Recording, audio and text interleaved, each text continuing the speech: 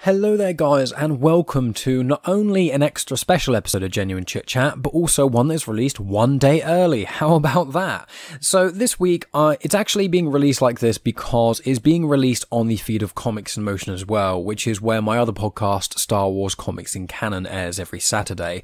And we basically did this big 5-person discussion on Zack Snyder's Justice League, and it was amazing. I volunteered to host and to edit because I wanted to be a cheeky bugger, and so this is the episode for this week. Any patrons will get extra content on the Sunday, just, afterthoughts and that sort of usual jazz, but let's just give a little bit of information before we get started. So in brief, we talk about our thoughts on the 2017 Justice League, and then we review the Snyder Cut, step by step. How it was released, its plot, the characters, favourite and least favourite moments, epilogue scenes, and the future of the DC and the DCEU. Now, joining me is Chris Phelps and Dave Horrocks of the TV and movie show on Comics in Motion. They are also the founders of the Comics in Motion podcast before it was even like a network or a family. They're the OG.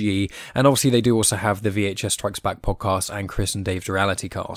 Also joining us is Max Byrne of Mandatory Marvel and DC, another show you can find on Comics in Motion, as well as Steve J. Ray, who's been on basically every episode of Genuine Chit-Chat in the last month, which was not intentional, but it just seems to have fallen that way, and he is also the host of the Superheroes for Dummies podcast, which is found on the Comics in Motion. And also it's worth mentioning that there are going to be spoilers in this. I would hope that a 2-hour-long discussion on a film would be... probably you should know there's going to be spoilers about this, but just in case, there are going to be spoilers. So that's really going to be it for me, guys, at the start here. I'll be back at the end to give more information and whatnot, but in the description there are links to people's Twitters, and I've made a little list of all of the people in this episode, whatever episodes they've been on of Genuine Chit-Chat separately as well. There's a link to a Jimmy Kimmel video that Chris mentioned, and a few other bits and pieces as well, but I'll be back at the end to give you more information on that sort of stuff. So here we go, Zack Snyder's Justice League. Welcome to Genuine Chit-Chat, where we have honest conversations with interesting people. And I'm your host, Mike Burton.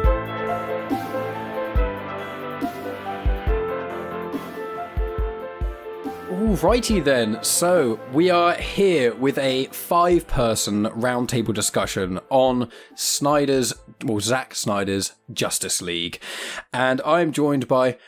We're gonna have some fun, I think. We've got people on different sides of how we sort of view it in what levels, but let's go through the roster. So I'll start with Steve J. Ray. Say hello to everyone. Hello to everyone. Wonderful. Cool. Chris. Hello. Well, I've been thinking, who's Chris? That's me. Hello.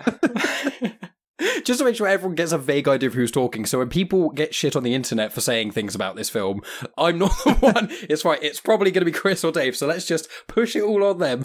Speaking of which, Dave Horrocks, say hello.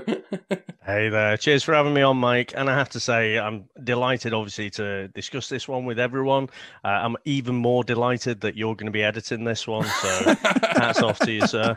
That's the only way I can get away with trying to vaguely moderate, because it's just... level thinking. I know, that's it. I try and I organise and moderate, because then when I'm done, I'm like, guys, it's getting to the point now I can't be asked to edit this anymore. So you two shut up and you start talking. No, obviously joking. And last but certainly not least, Max, say hello. Hello there. Very happy to be here with such handsome and distinguished gentlemen to discuss a film that's very dear to my heart. So hats off. And me. And Steve. Yeah, and Steve.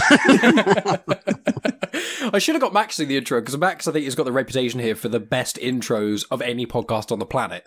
So I really should have asked you to do this, Max, but he's a smooth criminal. At my age, I can do it once a night. So doing four intros would be stretching it thin. Yes. Oh, Max, you can get blue tablets for that. Yeah. With a good run up, maybe. Oh god, I can't wait for this. I've been looking forward to this all day and things, doing a lot of I call it research, but just vaguely trying to think how much of this can I remember of the 4 hours. So that's part in why I was like, I'm gonna take the moderator side of things as well a little bit, because I don't think I'm going to be doing the most of the talking, which is almost never happens in my life. So we shall see. Are we taking bets on that? Well, I'll be editing it, so I'll say yes. I'll talk the least. I'll just cut out everything I say. I'll cut myself up. We'll have the mic cut of the Justice League talk and the non-mic cut with or without me. Awesome. So obviously this is going to go out, I think, on the Comics in Motion feed, and it's going to be on Genuine Chit-Chat as well. Because one, I want to do a chat on Genuine Chit-Chat about Snyder Cut, and two, because I'm editing it, so I'm like, well, I'm not going to edit more than 2 podcasts in 1 week. Screw that. So there we go. I'm being lazy to the listeners. So let's get started then by talking about the infamous Joss Whedon cut of the Justice League. Now, I'll start by saying I remember watching this at cinema. I personally thought it was all right. I didn't hate it, but after watching it, it was that kind of level where I was like, I don't hate it and I don't love it, but there's no reason I would ever want to sit down and watch it again, because to me it was just like, hey, it's the Avengers, but worse in every way. And unlike Batman vs Superman or Man of Steel, it didn't have the same, sort of weight to it for obvious reasons. So let's start at the top, and then I will change the order around and things. But I started with Steve saying hello, so we'll start there, and then I'll go round as the questions go on. So Steve, what did you think of the original Justice League? Much like yourself, mate, to be honest. I didn't hate it. I just felt a little bit let down because I did like Man of Steel and Batman vs Superman a lot, particularly when they released the longer version of Batman vs Superman. Again, I didn't dislike the shorter one. So I just thought it just felt like DC were trying to be Marvel rather than just be themselves. And I've been quoted many times by saying I do like some ice cream, and that's how I see the Marvel movies. They're good, fun, light entertainment. But then I also like a bit of nice, raw, bloody steak, and that's how I saw the DC movies. And Joss Whedon's Justice League was like steak-flavored ice cream. It just did not work. I was watching a film, and because I've seen so many films, I could just spot the difference whenever a Whedon scene came in. And it was like Frankenstein had cut this film together. Bright and garish, Zack Snyder, dark and moody. Bright and garish, Zack Snyder, dark and moody. So it was just a film that jarred with me. But I have seen a lot worse. So, yeah, didn't hate it, didn't love it. It's okay. Okay, fair. Not anymore, though. I'll watch it again. Yeah, well, now the conversation, obviously, it would almost have been worth doing that conversation beforehand and then after. But, I mean, 2 gentlemen here, Chris and Dave, they did actually do that. So let's go. Chris, what were your just general sort of impressions of Joss Whedon's Justice League? Having watched it recently, and I end up going on YouTube, and there's a few bits that I love the set pieces. I love when I'm an absolute Superman. He's my favourite. So the sucker punches, Superman's in, and we get the John Williams score twice in that movie, which I have a big problem with in this Snyder Cut. But I'm a sucker for that because Superman 2 is my favourite superhero film. Really enjoyed it. There's some bits I always go to and watch it, but as watching it again as a film, as a 2-hour movie, there's just so many things just clumped together. And I think Steve's right. You can sit now I can genuinely see where they've mixed stuff in. Like me and Dave, our first ever reviews on the Comics in Motion was Superman 1 and 2. And I actually went back and said to Dave, I'm going to watch the Donner cut. And I'm like, oh my God, why did I bother? Because I loved Superman 2 and it's like, it just didn't work. But you can clearly see where these 2 films put into, like one film put into 2 at certain points. And with this, that's what I just felt. I felt a bit disappointed. However, I agree with Steve. Man of Steel, I absolutely love. I adore Man of Steel. Unfortunately, my co-host, Mr. Horrocks, hated it, but I love it. And Batman v Superman, the extended one, I tried to sell him on that many a times, and he still wasn't buying what I was selling. But I think that's a good film as well. This, not as great, but it's watchable. But having watched the Snyder Cut, obviously we'll get into that, yeah. I don't know whether I'd ever go back and watch it again. Yeah, perfect, cool. So Dave, next with you. Yeah, so I remember going into this movie and thinking that Warner Brothers had just left themselves too much to do. I couldn't see how they could actually jam everything in. I think the corporates, the suits of Warner Brothers were obviously looking across at Marvel and thinking, this is a time box thing. We have to quickly get a team movie together because Avengers had done brilliantly and exceeded all expectations. So it's like, right, how can we quickly jam this all in? And so I went in with the expectations they had too much to do. And what I saw was kind of a bit messy. It was a bit up and down. But when it's at the cinema, I always find I get this euphoric feeling when I'm at the cinema, more so than when I'm watching it at home. So everything always seems to be a little bit better at the cinema. So a little bit like how Steve and Chris had said, I didn't particularly hate the movie at all. I just thought, well, Batman's doing jokes now. And, you know, the whole thing with the lasso of truth around Aquaman, I thought at the time, oh, it's quite funny. But when I stepped away from it, I was like, yeah, but that's completely out of sync with everything else. And so I never watched it again after watching it that first time at the cinema. When we came to watch it again a couple of weeks ago, it got worse. And it got worse than I even remembered it, because it was so lumpy. It was so ridiculously jarring how it went from the very serious tone to this kind of jokey Joss Whedon type thing. So yeah, it aged, even though it's only like 4 years now, it aged really, really badly for me.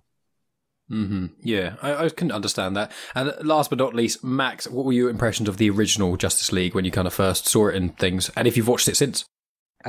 Yeah, I saw it day one at the cinema. I remember being so excited for it. I booked half a day off work and went straight into town at lunchtime to watch the afternoon show in Manchester. I was so excited and came out thinking, oh, is that it? I mean, like everyone else has said, I didn't despise the film. I think, you know, revisionist history and people's attitude towards Joss Whedon and the kind of man he's been revealed to be over the last few weeks and months has sort of made people look at it in a different light. I mean, it wasn't a terrible film by any stretch of imagination. It's just a weird sort of patchwork of two different styles coming together that don't mix, you know, and just a really bad decision by Warner Brothers to sort of try and emulate that MCU kind of feel and the dynamic, and it just fell flat. It didn't work. If they'd have gone that way from the beginning, then maybe, but trying to fit that alongside the footage that Snyder had shot and they'd deemed worthy of using for that cut alongside the Whedon stuff, it just doesn't sit well. And there's so much ground not covered during the course of that 2-hour film. It's too short a film to fit that many characters, especially when you're basically introducing 3 new characters in full at the time anyway. Aquaman, Flash and Cyborg hadn't really been featured at all prior to that film. So you're introducing 3 new big hitters and you're not covering the ground you need to with those guys. They're just kind of thrown in, there they are. So no, very much a disappointment. Not terrible. I mean, I've seen it a few times since. I bought the Blu-ray and I've watched it with my little boy a few times, and, you know, he's 6 years old, so he likes it. But for me, no, not great. I'm just glad we're now where we're at with a version that, well, personally speaking, anyway, it's horses for courses, but for me, I love the new version. If I could just add in as well, because obviously Joss Whedon is a piece of shit right now, and he's, you know, coming in for a lot of stick. So, I hear a lot of people referring to this as the Justice League. The 2017 release still has Zack Snyder's name on. Whedon didn't shoot enough to be credited as the director. I'm not letting him off the hook, but I think there's a lot of people behind the scenes pushing for that 2-hour mark and pushing this to be an Avengers type movie that just meant there was just too much story to get into that 2 hours. So the book stops with Whedon as far as the zeitgeist goes, but I think there's people behind the scenes which, you know, who definitely contributed to how bad that was. Oh, definitely. Warner Brothers are far more to blame than Whedon was. He was just a man doing a job, and he's got a lot of the blame for it. Absolutely right. Couldn't agree more, Dave.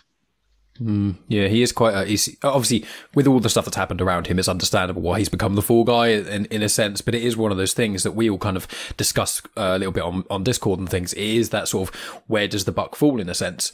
And it is one of those things where I think that when I first watched, you know, the original Justice League, and then now I kind of agree with everything that you guys have said, that now, especially after watching the Snyder Cut, it's like, oh, now I can really see there's moments where you go, yeah, that doesn't make sense. And it's funny because DC can make comedies, like they made Shazam, and I wasn't a massive fan of Shazam, but I got it, and I know a lot of people were a big fan of Shazam. So it's like, you wouldn't make Shazam and then try and cut it and make it into a serious film. So I think that's where the disjointedness comes from. So we'll get into sort of the general thoughts of the Snyder Cut and whatnot, guys. And then, we'll kind of go from there, and it will become a bit more of a free-for-all thing. So at the moment, we'll quite one at a time. I just wanted that to be at the start. And then when we get into the sort of the nuts and bolts, we can all go unmuted and all have at each other.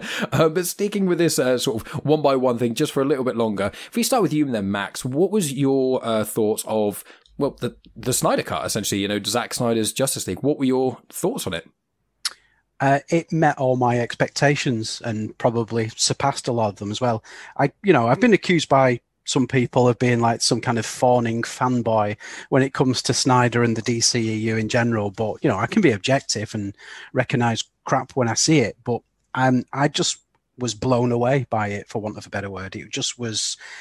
Yes, 4 hours is a long time for a movie. And I think in a cinematic setting, it's, I wouldn't really want to sit for 4 hours in a cinema screen, but in the comfort of one's own home with the opportunity to pause it and go for a quick toilet break, which at 41 years old is becoming a more frequent occurrence these days, I must admit. I think it worked really well in that home setting in the 4 hours, and I could have watched even more, and I think, a lot of people have said, well, it's kind of a film made for the fans, for more of, to get the most out of it, you've got to be a hardcore fan. But I think to some extent that's true, but I don't think if a general fan would watch that and not enjoy it. I mean, I watched it with my other half, Sarah, who is a casual fan at best, shall we say, and she sat through the whole 4 hours with me in one hit and thoroughly enjoyed it and was talking about it for ages afterwards. So I think it's a home run, and it's just a shame that allegedly what would appear the comments today from the Warner Media CEO, Ann Sarnoff, I think her name is, basically saying that, they're very happy to have produced this film finally and glad it's been well received, but there doesn't really appear to be any plans to further this universe, which I think is something of a shame. I'm not one of these restore the Snyderverse, devotees, but I think it is a shame. Very interesting. And I think it would be Dave's turn, but I'm going to take I'm going to control this a little bit more, Dave. Sorry. I'm going to pass over to Steve, because I know that Steve and Max, from what I could tell, have a slightly more inline opinion. And I think that, if we go to Steve first, and then we'll go to Dave and then Chris, and then I'll tuck in at the end to pick up the scraps of the conversation. So Steve, what do you think? Again, this was the film we were promised. This was the film I was waiting for. And much like Max, I think it delivered in most ways. I mean, there's no such thing as a perfect film. There's still a couple of tweaks, I would add, but they're minor, as with the Joss Whedon version. Put it this way, much like Max's other half, Sarah, my wife barely tolerates my strange and nerdy habits. But I remember clear as day, we went to see Justice League in the cinema, the original version. And she came out and said, well, what was that? I don't quite get it. It was like funny boxes with powers, alien invasion. Haven't we already seen that film? And wasn't it called The Avengers? And I couldn't argue with her. I could not argue in the slightest. And she was asking me so many questions. Well, this character did this, but why are they acting that way? And what's going on with this? We sat down and watched the full 4 hour Snyder Cut a couple of days ago as a family, all three of us. Adam and I had already seen it. And she was engrossed from the word go. 4 hour movie. She didn't ask a single question. She got it. She said, oh, that makes so much more sense. Oh, okay. Oh, wow. Oh, that's so good. Oh, so that's why Cyborg's this way. Oh, Flash. Oh, he's so sweet. Oh, well, at least he doesn't fall on Wonder Woman's tits in this one. It's just like a completely different chalk and cheese. And she loved it. We're still talking about it, much like Max and Sarah are to this day. And that's why I think, well, hey, is it just us ultra nerds who do like the darker, slightly more, in inverted commas, realistic superhero films? Or can it be more accessible than I thought? Because I honestly went in thinking, my wife's going to get sick of this after an hour. She's going to say, no, I can't watch this. You guys go ahead. I'm going to go watch the Kardashians upstairs. But no, I was completely blown away by her reaction. And that's made me like the Snyder Cut even more than I already did going in. And it's a film 4 hours long I would happily watch again and again and again. I think I might even watch it again tomorrow. Wonderful. And I just want to jump off there and say that I watched it with Megan, and Megan is, she's seen all the MCU, and I'm slowly getting her to watch a lot of the DC films and stuff as well. And obviously she's into Star Wars, but Harry Potter's her big thing. And she watched the original Justice League. It was completely forgettable, and she said, it was just kind of Avengers, but worse. And she actually, when she watched this, she wasn't a huge fan of being 4 hours long, which I understand. But she said, aside from the epilogue, which we'll get into later on, she said, aside from the epilogue, she thought it was actually pretty damn good, which is quite good considering I tried to show her the Watchmen director's cut, which she hated, which very much upsets me because that's one of my favourite films ever. And it's like, obviously, I know, same director. I was like, I was thinking going in this, like, is she going to hate it because, Zack Snyder's got a sort of his thing. So I was like, I can't just blame the fact she hates Snyder on the fact she hates one of my favourite movies. She just doesn't like Watchmen, which is very sad. But going to you, Dave, then, what were your sort of initial thoughts on the Snyder Cut? I think I'm going to surprise you. For me, I really enjoyed it. I thought it was a far more coherent story. I kind of strapped myself in, so you go in expecting it to be a 4-hour movie. So think straight off the bat, you're not kind of like looking at your watch after an hour and thinking, come on, where is it going? You're kind of ready there for the long haul, aren't you? And so, yeah, I don't think it's, as Steve said, I don't think it's a perfect movie. I don't think there is such a thing, apart from I kind of feel like for the fans who were really clambering for this, who really were desperate to see this thing, even before all the reshoots, when it was rumored to be locked away in a vault, I kind of think it's a perfect movie for them. And so I think that's the only context. But yeah, no, so I really enjoyed it. Watched it twice now. I'm sure I'll watch it again at some point in the future. I think it probably I won't.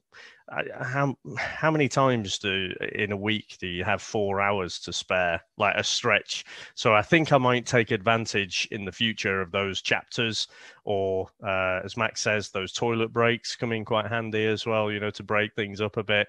But yeah, I just thought from start to finish, and when I say about, I personally think it's more for the fans, is because there's so much there that's deeper, like some of the things, the background characters when you see Darkseid and things like that. But I think the things that would bring in a casual fan, if you're going to surrender 4 hours of your time, you're kind of bought in straight away.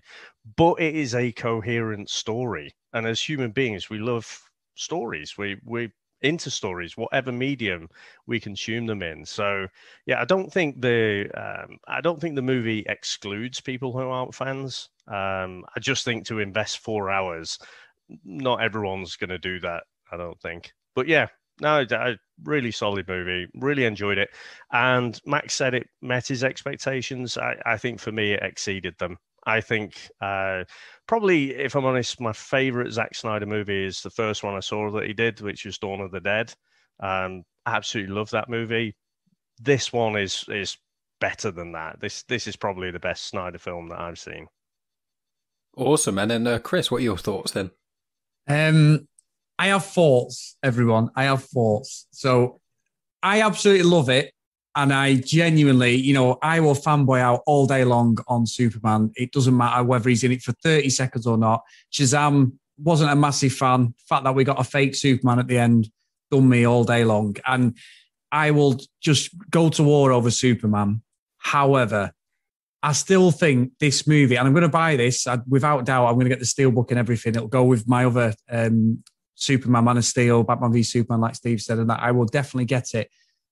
I don't think it deserves to be 4 hours. There's a lot of fluff, in my opinion, in this movie. Like that girl singing when Aquaman's with Batman. What is that all about? Some nonsense in the movie. However, once we got rocking, it's a great movie. And I agree, it pisses all over the Justice League. That is just, it pales into insignificance. It's absolute garbage, that first one. I know I didn't say at the start, but genuinely, I just think that there's loads of things here that it's a 4 hour movie. I agree, watch it in parts, but I just think there was just a couple of things I was like, that doesn't really, for me, further on the story. But at the end of it, I was like, that was fucking amazing. So I can critique it, and Dave and Steve are completely correct. No film is perfect. Endgame's one of my favourite movies. There's plenty of things wrong with that, and I've watched that continuing. I'll be watching this again this weekend, definitely, the Snyder Cut. And I'm trying to get Sam into it. There's no way she's going to sit there for 4 hours. It may be a slight hour here, hour there. And the fact that it's split up into parts is perfect for her viewing, because I've dragged her along to every movie under the sun. We even went to watch The Dark Knight, and the cinema in the Trafford Centre near us, the air conditioning broke in the middle of summer, and it was about 30 degrees. And when we come out, I got a full refund. She was going mental because we were like, we'd been thrown water on and stuff. So I've dragged into every movie going, superhero movie. Now, it's a great film, and I don't want to be disrespectful to you guys because I understand that, but there's just a lot of stuff I didn't really feel was necessary. However, what was on the screen just pisses all over the original one for me. Mm-hmm. Yeah, that's cool. What we'll do is we'll get onto the sort of our least favourite parts slightly later, but I'd be inclined to agree. I mean, my general thoughts were, I went into this not with the highest expectations, because for me, I wasn't a big fan of Batman vs Superman. I appreciate it. I look at that film and I go, although it wasn't for me, and there's the infamous Martha bit, which I know bothers some people, doesn't bother others, but like with Batman vs Superman, it just wasn't for me, but I appreciate the film, and I like that film a lot more than Whedon's Justice League, because I like it that it went the way it wanted to go, and that way isn't necessarily what I wanted. So when I went into this, I was like, is it going to be more like BVS? Is it going to be more like Watchmen? How is it going to be? And I was pleasantly surprised as well. I didn't want to have too high expectations, because then it would just get shattered, but also I wasn't like, this is going to be awful, but I was a bit like, is it going to be as different as everyone wants it to be? And I think that what we've all unanimously agreed on is that it's substantially better than the original. Snyder got his way, and it works. It's exactly the story people want to tell. But I think the difference in this little group is going to be sort of almost where the threshold is, almost you should trim the fat in a sense. And I know that some people aren't going to view it in that way and some people are. So right before we get into that, I want to do some sort of, just we can have a bit more of a general natter with this then, is the structure, the layout and the release. Now, obviously this was, I think originally when it was announced, it was going to be in like 4 parts and episodic and things. And obviously when you watch it now, it's in the 6 parts and the epilogue, so 7 parts. So I want to know if anyone has some sort of thoughts of, if you are happy it got released in this one go, if you would have preferred it, say, got released in 2 movies, in parts, or anything like that. If, what do you guys think, really? I'm very glad that... Oh, sorry. Well, Max spoke first, so Max, go ahead. Okay, yeah, no worries. I'm very glad it got to be a movie format, because I think for me, if it had been released episodically and all said episodes weren't available in one hit, I don't think I would have been able to contain myself having to wait, say, like a week for the next installment and a week thereafter and so on and so forth. I think it flows well as a 4-hour movie. I know that I think Snyder was up for releasing it as an episodic release, and I think it was merely a contractual thing that stopped them from doing it, because I think he'd said so in an interview where if you release it as an episodic thing, it then becomes like a TV deal and all the actors' contracts change, and then it becomes a sort of a financial jigsaw puzzle, having to refinance it and pay the actors again accordingly, and I think it would have been too cost prohibitive, so I think that's why they didn't do it. But I think it works well as a 4-hour movie. I think each act sort of tells its own story. It flows very nicely through. And, it's an endurance test at times. Of course it is. And like Steve said there, and Dave said as well, perfection doesn't exist in a film. Of course, I am a huge fan, and I was chomping at the bit to see it, and I adored it, but yeah, I could find things I didn't particularly care for about it and things that weren't great, but there's not a movie under the sun where such things don't exist. But I am glad it was a 4-hour film. I think it just worked well, and I like that kitchen sink mentality as well. To me, it felt like a big chunky graphic novel come to life, where the character, you take your time with the characters and you tell that story. You don't just lurch from one big action set piece to another. You have a bit of nuance to your storytelling. You learn more about the characters. So I love the fact that they just put everything under the sun into these 4 hours and just let Snyder basically do what he wanted to put this out. So yeah, fine as it is, I think. So I think for me, I'm glad as well that it was released in one go. I think if it was trickle fed over 4 weeks or something like that, it wouldn't have felt as much like an event. because, I've heard stories from other people, it got released on the Thursday. Some people probably took the day off. I didn't, but I made damn sure I finished on time because I thought I need to make my tea quick, get that wolf down, get a glass of wine, and I'm ready to go then. But I needed to start early or else I'd have been falling asleep by the end. So I liked the fact it was like this communal event almost, everyone seemed to be watching it at the same time. It was like back to the old days. It's a really interesting point that Max raises there about, if it's TV, the deal looks like this. If it's a movie, the deal looks like this, because it feels a little bit like you were binge watching a series. And so I didn't notice the fact that it was slower. I mean, I'm going to talk about Wonder Woman's bank scene a little bit later, but I compared, I went back and I looked at the original just on YouTube, and everything was just a bit longer in the Snyder version. And so, they chopped it down so you just saw what you needed to see. And I think we're used to seeing that style of filmmaking, or because of the things like the Netflix shows, you're watching things like Breaking Bad. You can watch a whole episode and then you're like, I'm not really sure what happened there. Not a lot happened, but it was so fantastically shot, and there may not have been that much dialogue. So I was forgiving of any fat that could have been trimmed, because it could have been, but I felt like stretching it out a bit added to the mood of it as well. Yeah, that's a very good point. And Steve, I know you were going to chime in next, so you can go ahead.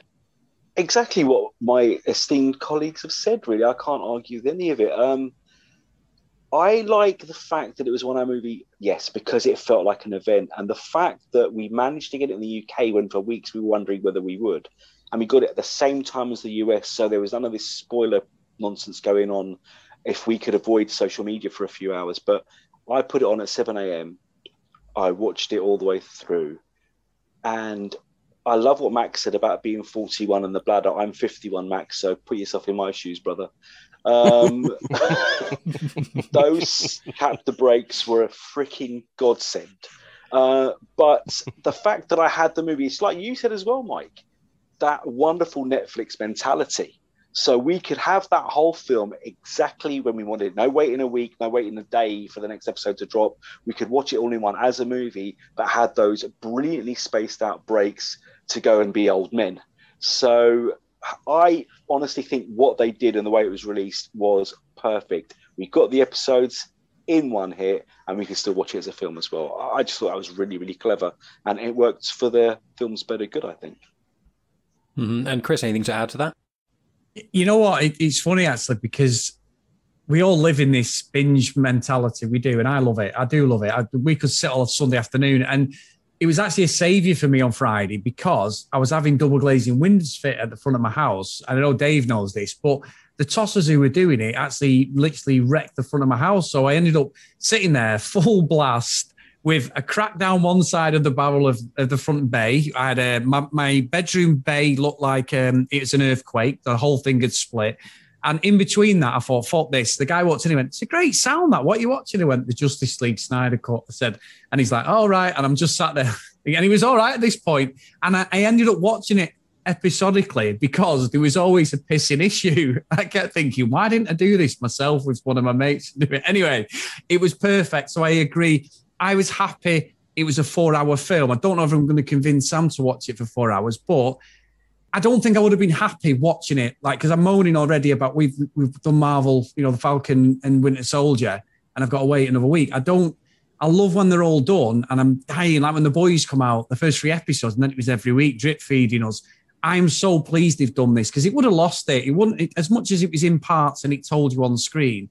I think it makes sense just to do it as a 4-hour thing, and then it's available for everybody because we've waited long enough. The mythical Snyder Cut has been on the table for 2.5 years, or maybe even from release. Absolutely perfect for me that it was a full movie. Mm-hmm. Yeah, I'm in agreement as well. And one of the big things that we've all actually touched on unexpectedly is the breaks in it, the actual splitting of it. And I said so slightly at the start, there's 6 of the main air quotes parts, and then there's an epilogue. So there's 7 parts in total of a 4-hour movie. And that when I heard about the parts and things, I wouldn't say skeptical. I didn't really have any thoughts about it. But when you watch it, it's surprising how much of an impact it makes. Because when me and Megan watched it, and so I think we got to part 3 or 4 or so. We got about half-ish way through. And then we just generally need a break to stand up and kind of do stuff. And Megan more so probably than me.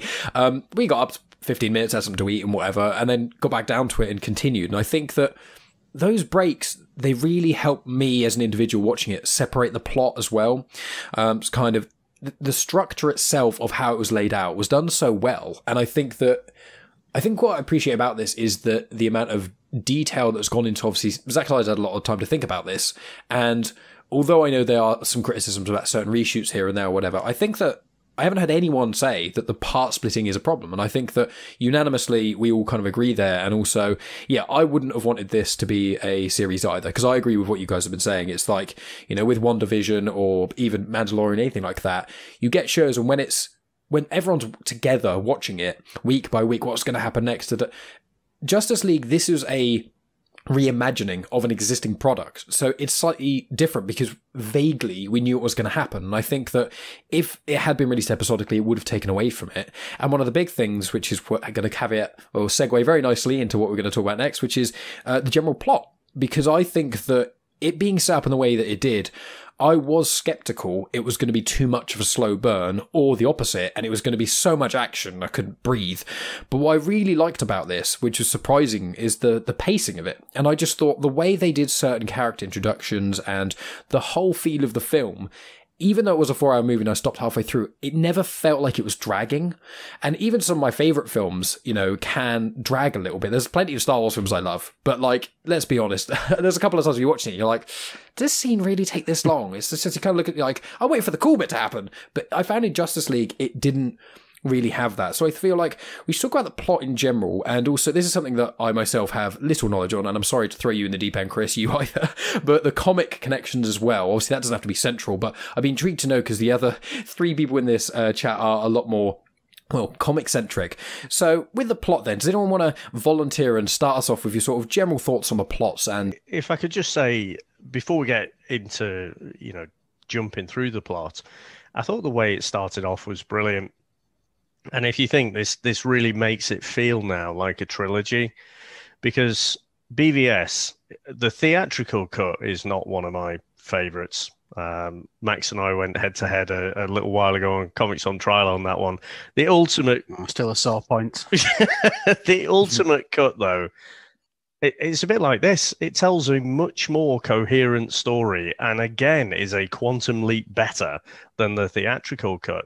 But the fact that starts off with a scene at the end of Man of Steel from a different perspective, and that's what you get here as well. You get the end of BBS, but from that different perspective.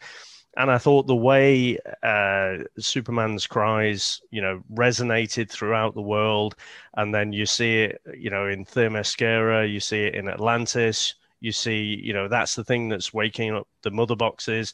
I thought it was a brilliant way to start off the movie. I think that was one of my favourite parts. I know we're not getting onto that part yet, but genuinely, once that happened in the film, I was like, immediately, because as I said, I couldn't remember the original that much, but when that happened, I was like, oh, that's brilliant. And then when you saw it echoing, I was like, this is a really clever way, especially because when I was watching it with Megan, Megan's not seen Man of Steel. I don't think she's seen Batman vs Superman, and I don't think she'll like either of them. Maybe in a few years, I can try and push that on her when we said, hey, let's just watch them all again.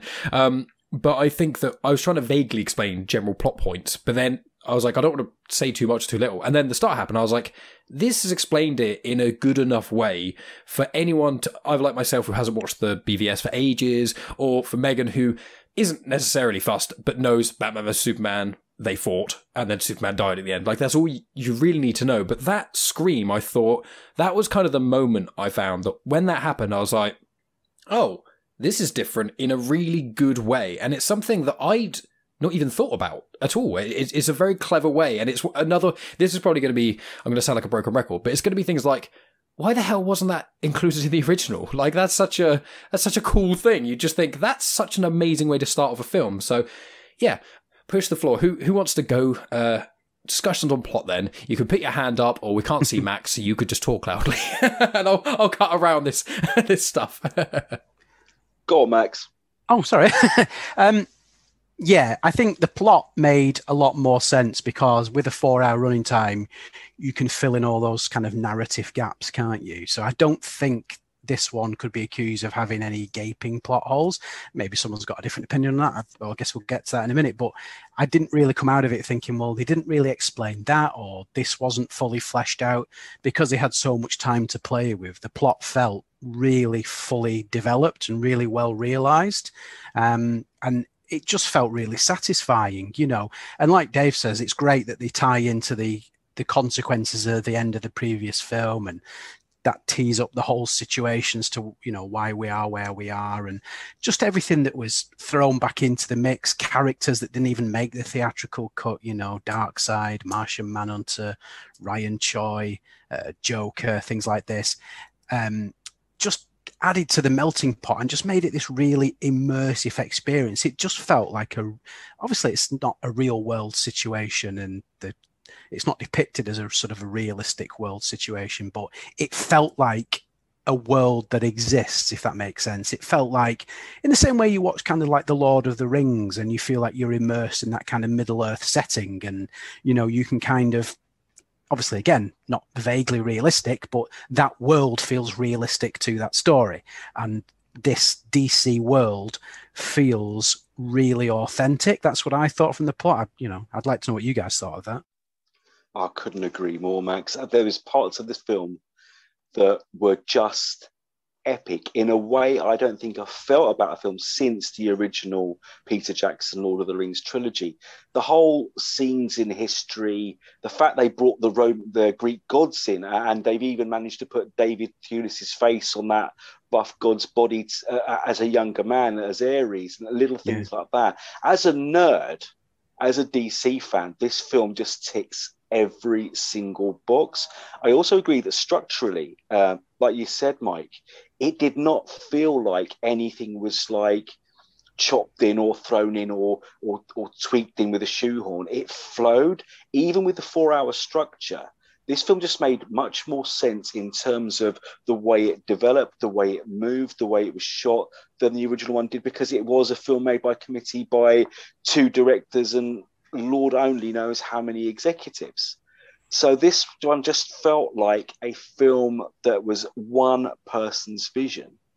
And having followed the making of it, even to before the point where sadly Autumn passed and Zack had to walk away, all the things I was really looking forward to, things I'd seen in the trailer, which then didn't materialize in the theatrical cut, just made me dislike that version more than I probably should. Because again, after watching it a few times, I actually got to like it a little bit more.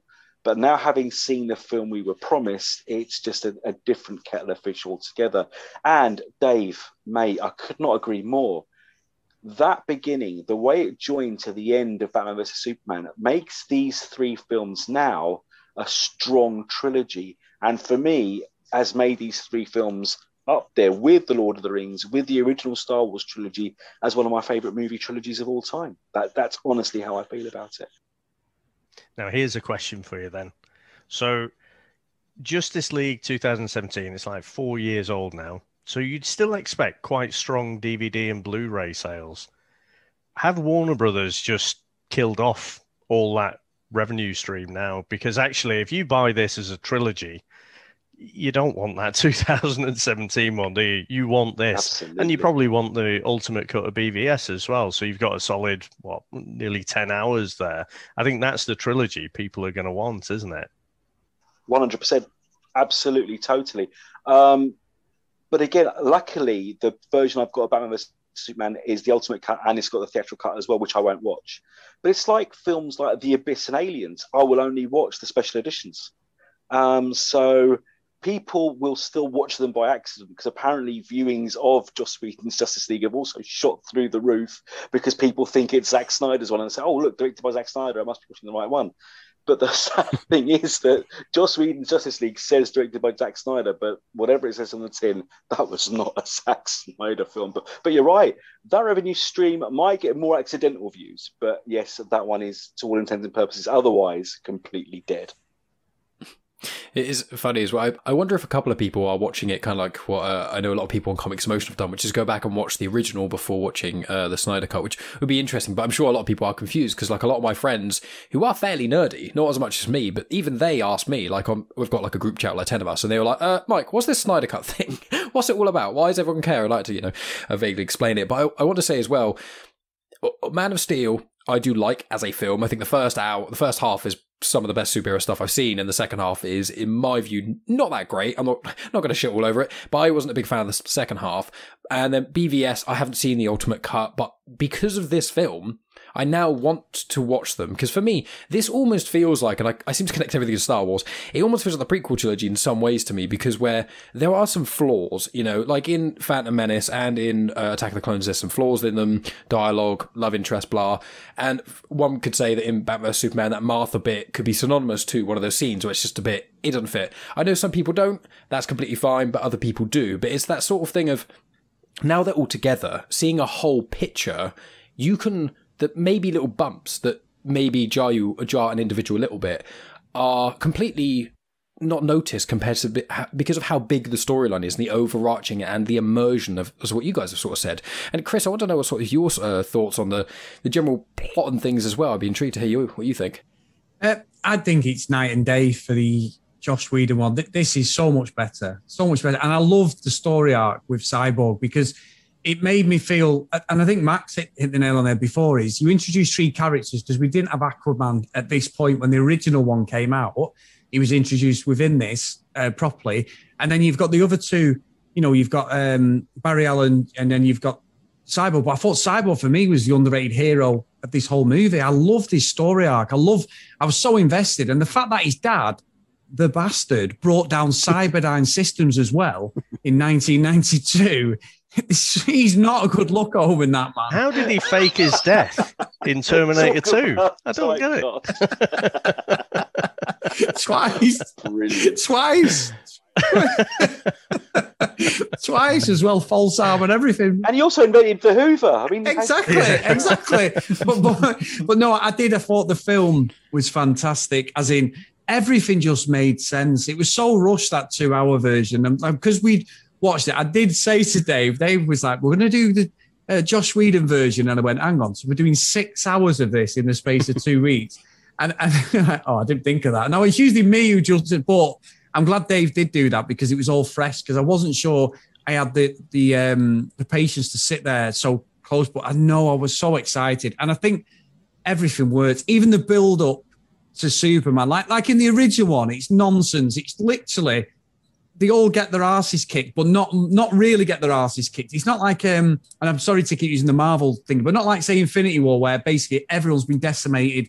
Thanos has just killed everything and got his way, and everyone's like, what the hell's going to go on? They sort of half got their asses kicked and then went, hang on, we need to bring Superman back. And then he just come back. Whereas this way, it made sense. They had a go. They knew that there was a way of bringing him back. Bruce all of a sudden was his best mate, which is fine. But I did think that everything just worked so well, and it beats, and everything was right. Even though I have an issue with a couple of things in the movie, as a movie, it was just perfect for me. Just everything flowed really well. And it almost makes sense as well to have a Justice League, whereas in the 2017 version, it didn't. So basically, all they had to do was bring back Superman, and then they could have gone and had a cup of tea. They were done then. Whereas the whole league played a part in the ending to this. And so for me, it was a proper team movie, whereas the 2017 version just wasn't. It was just Superman and friends. Yeah, they were a team. Absolutely right. That's another thing that came out of this film. They worked as a cohesive unit. Even when Batman was just outside shooting parademons to keep them out of the building, that he was part of the team. In the first film, Batman was shat on. He was tech support and a wuss. And that whole bit with Superman that I don't not like you, and that forced humor just drove me freaking mad. I should have been pissed off that they cut the Batman scene with the parademon out of this version. But as soon as you see Batman understanding Icelandic, knowing full well who he was talking to, without having to see a picture of him on a wall, that's Batman. I can forgive not having a scene with him catching a parademon because you're seeing him as a detective using his brain. Absolutely. And Cyborg and Flash, icing on the cake. Mm-hmm. I'm in agreement with all of you guys, because one thing that I found, my biggest issue with the Justice League, the Joss Whedon sort of version, was not only did it seem just like a cheap copy of Avengers, so why would I bother if Avengers is seemingly better in most ways, but the big other thing was sort of the whole film. Obviously it's only 2 hours, but it just felt like there's almost like a point in the film which is before Superman and after Superman.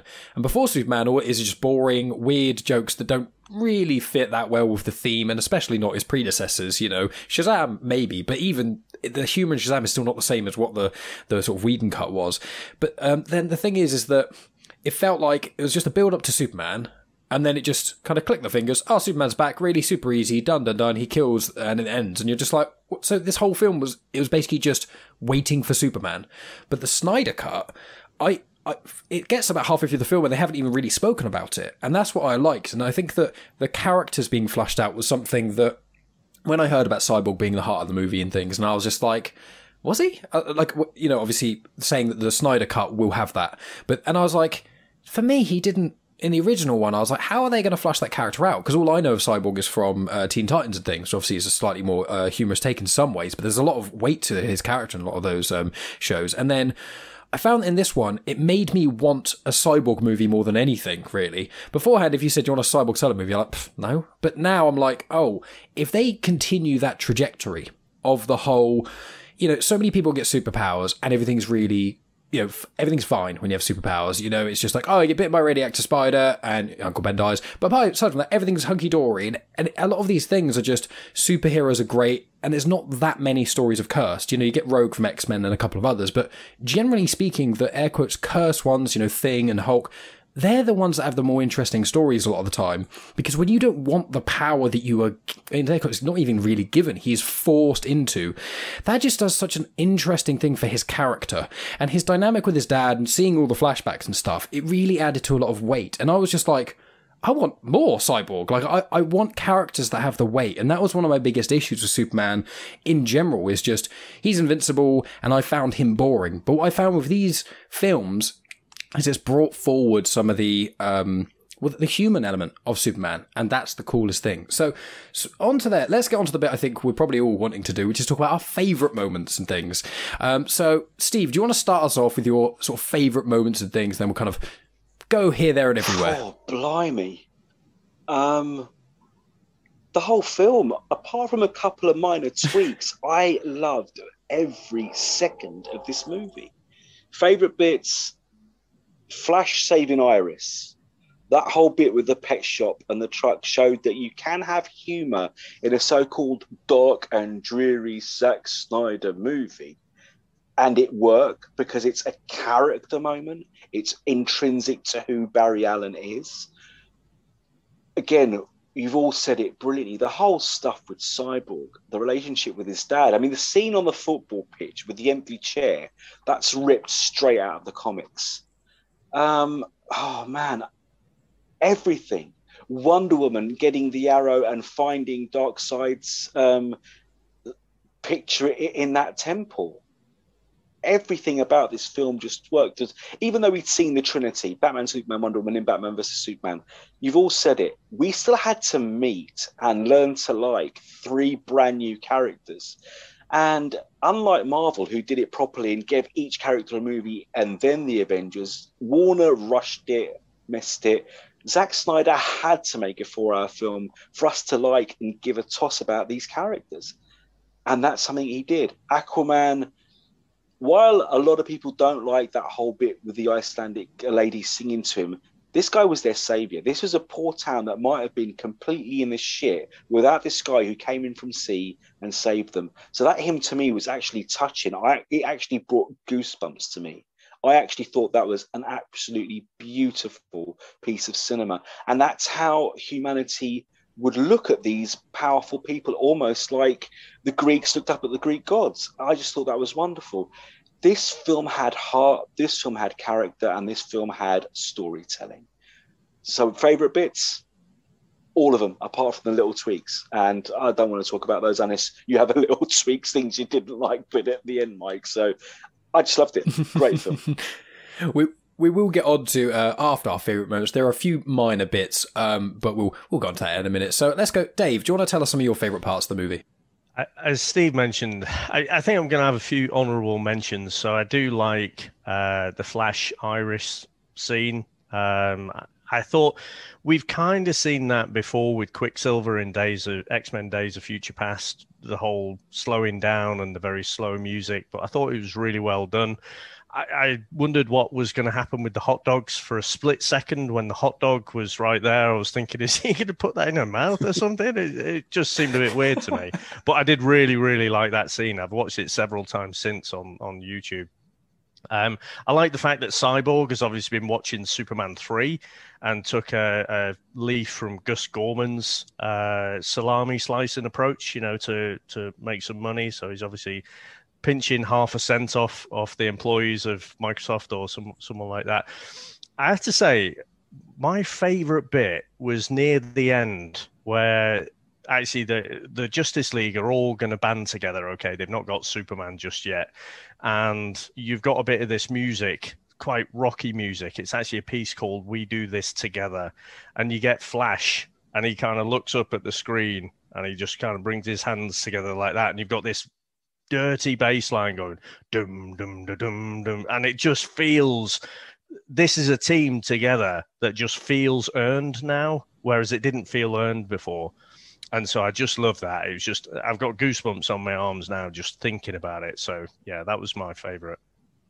And Chris, what about you? There's a couple of bits actually, and I'm sorry guys, they're going to revolve around Superman, but when he resurrects himself and he don't resurrect, they resurrect him, and he comes out of obviously the ship and he's in the air, and Lois is actually there. Instead of the let's bring out the big guns that was in the original version, which was nonsense. And it was the fact that she was just within the vicinity of it. She used to go every day and give a coffee to the copper. And, she sort of had that redemption where she was like, I need to go back to work. I need to, do something. That made so much sense. And when he did come up, I'll be honest with you, a little bit emotional. I was like, I love it. But in the original one, I love the fact that the John Williams score was used. They didn't use it Man of Steel. It annoyed me. I do like the Man of Steel Superman music that they use in there, and it's synonymous with that movie. I do think it works. But at the end of the movie, when, in the first one, he's like, Steppenwolf's like, you're all too weak. And he goes, I believe in justice, or whatever he does. And he punches him. And then we get the John Williams score. After that, Superman just goes fucking racing with the Flash. It's just a nonsense piece that you resurrect the most powerful superhero ever. And I'm glad you didn't say, Mike, that you hate him and he's boring forever, because we would have had an issue. But is that he just goes in rescuing people, and it's like, he's Superman. He should be able to kick the shit out of Steppenwolf.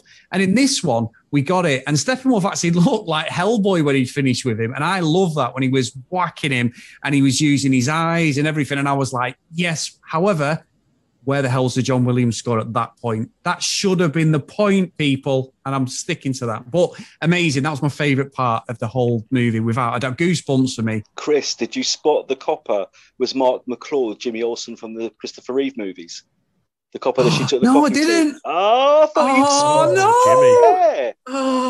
Yeah. Oh, he's an old guy. You're right. Oh, yeah. Well, he was in Back to the Future as well. Yes. Oh no, shocking. Dave, wasn't he? It's terrible. Good spots. They're going to have to go back now. That's it now.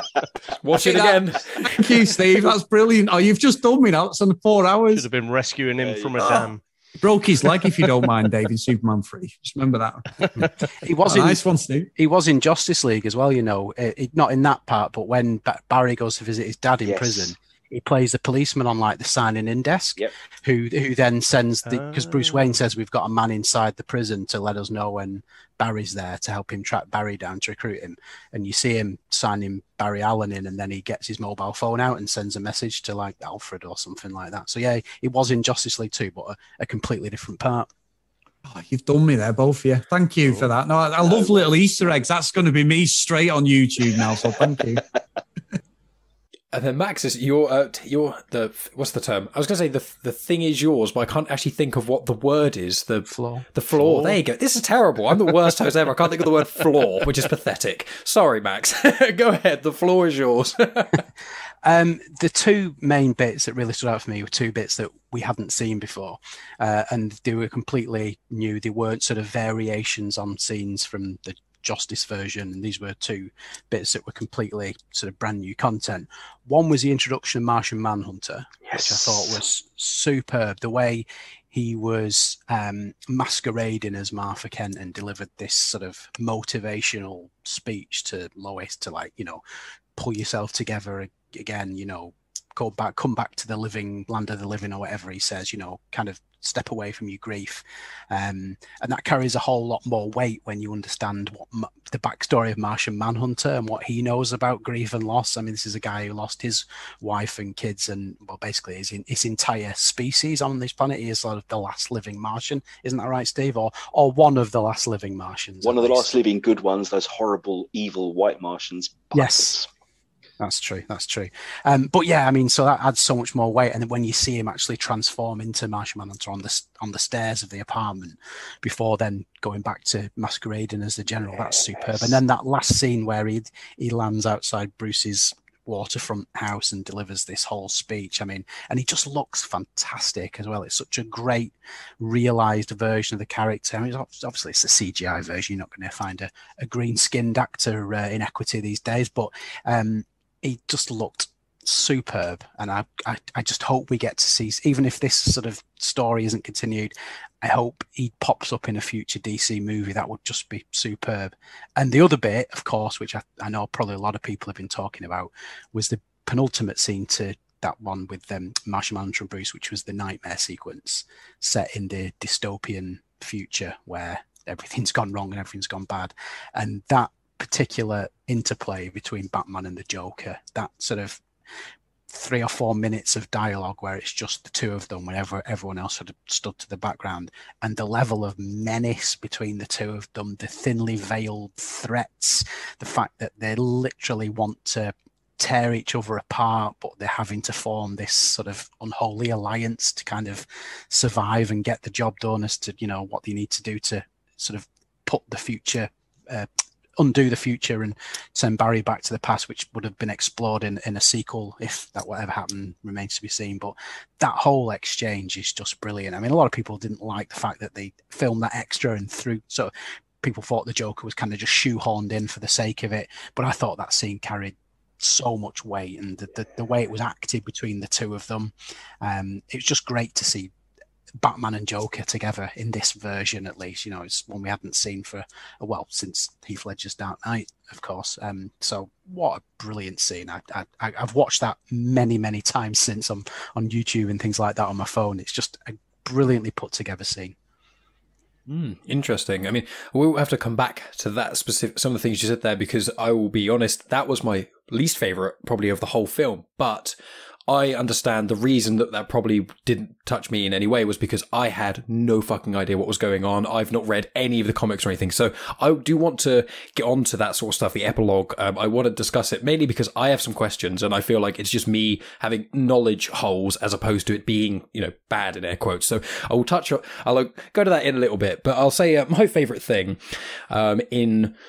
in it, I mean, you guys have touched upon lots of different things. I did really like, you know, the flashes, you know, the car crash and sort of thing, because I liked, you know, first thing I thought was, it's another Quicksilver. But then when you see it, like, it's done in a different way, which makes it still feel like it's its own thing. And it's like, there's no rule that says you can only have, you know, one set of films that has someone who's running super fast. And I think this shows that those two are done in very different ways, especially, I can't remember if it's Days of Future Past or Apocalypse, but with the one with the Flash, the one with Quicksilver, you know, you've got the camera basically attached to his body and it's his face you can see running fast. And then you have a zoom out shot of him zipping about. Whereas this one was a bit more in the middle. Instead of having a really close up and a really far, it was kind of one mid. So I did appreciate that. I really liked the Wonder Woman scene at the start, as in there's one little hole I have in it, which I'll get onto in a moment. But I really liked the whole starting scene with Wonder Woman. I really like Zack Snyder gets some shtick for using slow-mo too much. I don't think he does, because I don't think other people use slow-mo enough, because Marvel films, I love them, but with rewatching the Captain America films I've done recently, which are excellent, my one flaw with some of the Marvel films is that when you have action scenes, especially because there's so many cuts, things happen so quickly, you can't really keep track of what's going on. You just see a guy flip that way, and you go, oh, so that guy's clearly been hit in the front.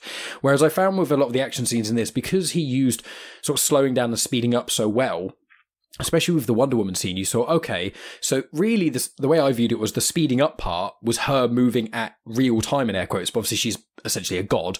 And then the slowing down bit was so the audience could see and what she was experiencing. And I thought, I'd like more films to do that sort of thing, because there's so many times you see something really badass happen. You're like, why can't this be on screen longer? So I love that. And my other favourite part, which was in the sort of the Whedon cut, was when Superman comes back, but when he's evil. You guys sort of touched upon that as well, where instead of being like, oh, we're bringing Superman back, he's obviously going to be evil, let's bring out Lois because we planned all this. It's like, that doesn't make sense, really. But when it was, as you guys said, she's trying to get used to life again. And even the few scenes with her were very powerful with grief, and the things that I'm not going to delve into, but my experience, I've had a lot of dealings with grief and things and seen that. So it means a lot to see someone getting back on the horse, not in the standard way that a lot of superhero films do, which is, someone died. Oh, that's a shame. Right, on to the next thing. Let's go. It showed the human side of her, which is once again one of my favourite parts of a lot of superhero films. And I think it made him coming back and being, air quotes, not quite evil, but him fighting them. It brought a lot of weight to that. And I felt like, although I enjoyed that somewhat in the original, I think in this one it did it so much better. And that is one of my favourite things in movies is when you have someone who is good who goes bad or bad that goes good, or someone who, the trope of losing your memory. And then, in Spider-Man 3, when James Franco does that, I like that part of the film, even though the rest of the film's a bit of a train wreck. I like that bit because I like, and this is one of the things I'm excited to get into comics and stuff with Elseworlds, all these sorts of other crazy things where you get all those alternate realities, flipping things on heads. I'm very excited about that stuff. But yeah, I really liked that side with Superman and things. So I want to ask, is there any sort of final honourable mentions? And then we'll get on to a couple of the critiques that maybe only half of us have got, or more explanations. But is there any sort of other honourable mentions of things that really stood out that no one has yet mentioned? Yeah, I think it was less about the set pieces, wasn't it? I think as Steve said, it was more just not the whole movie again, because it's perfect, because it's not, but I think it's just smooth. The thing I got most joy from is just the whole coherent story. The fact that Lois is there as well. Martian Manhunter, although he only appears in, the after credit and that tiny bit, he kind of had a little part to play, in G'ing up Lois again. So she's there as a result of that conversation. So I think that was great. I did kind of, I'm going to admit this, I did kind of like when Superman came back, even though he had a horrible CGI lip, the fact that he held Batman up and he did repeat back, do you bleed? I did like that, to be fair. And obviously that's not in this cut, but yeah, that's probably the only bit. And I thought, to be honest, Wonder Woman going, Kal-El, no, in that bit, I thought that was a Whedonism, but it turns out it's not. So, because I heard, I think, what's the topic? I think they spoke about it. I clearly missed that. And after listening to you guys talk about a lot of these things, there's loads of things I missed because I didn't even realise, before this conversation I did realise because I was looking online, I didn't connect the dots with the Martian Manhunter being Martha thing. I think it's more obvious than I think, but I must have just sneezed or looked away at the wrong time or something, and I missed that part. It's a long time to keep concentration. Well, that's it. And obviously there was the break in the middle, so, and part of it was watching with Megan. But the whole Kal-El thing, is that Superman's like OG name or something? I don't know if there's something I've missed. Yeah, it's his Kryptonian name. That's his Kryptonian name. So, but I don't know in this continuity. I don't know how Wonder Woman knows that.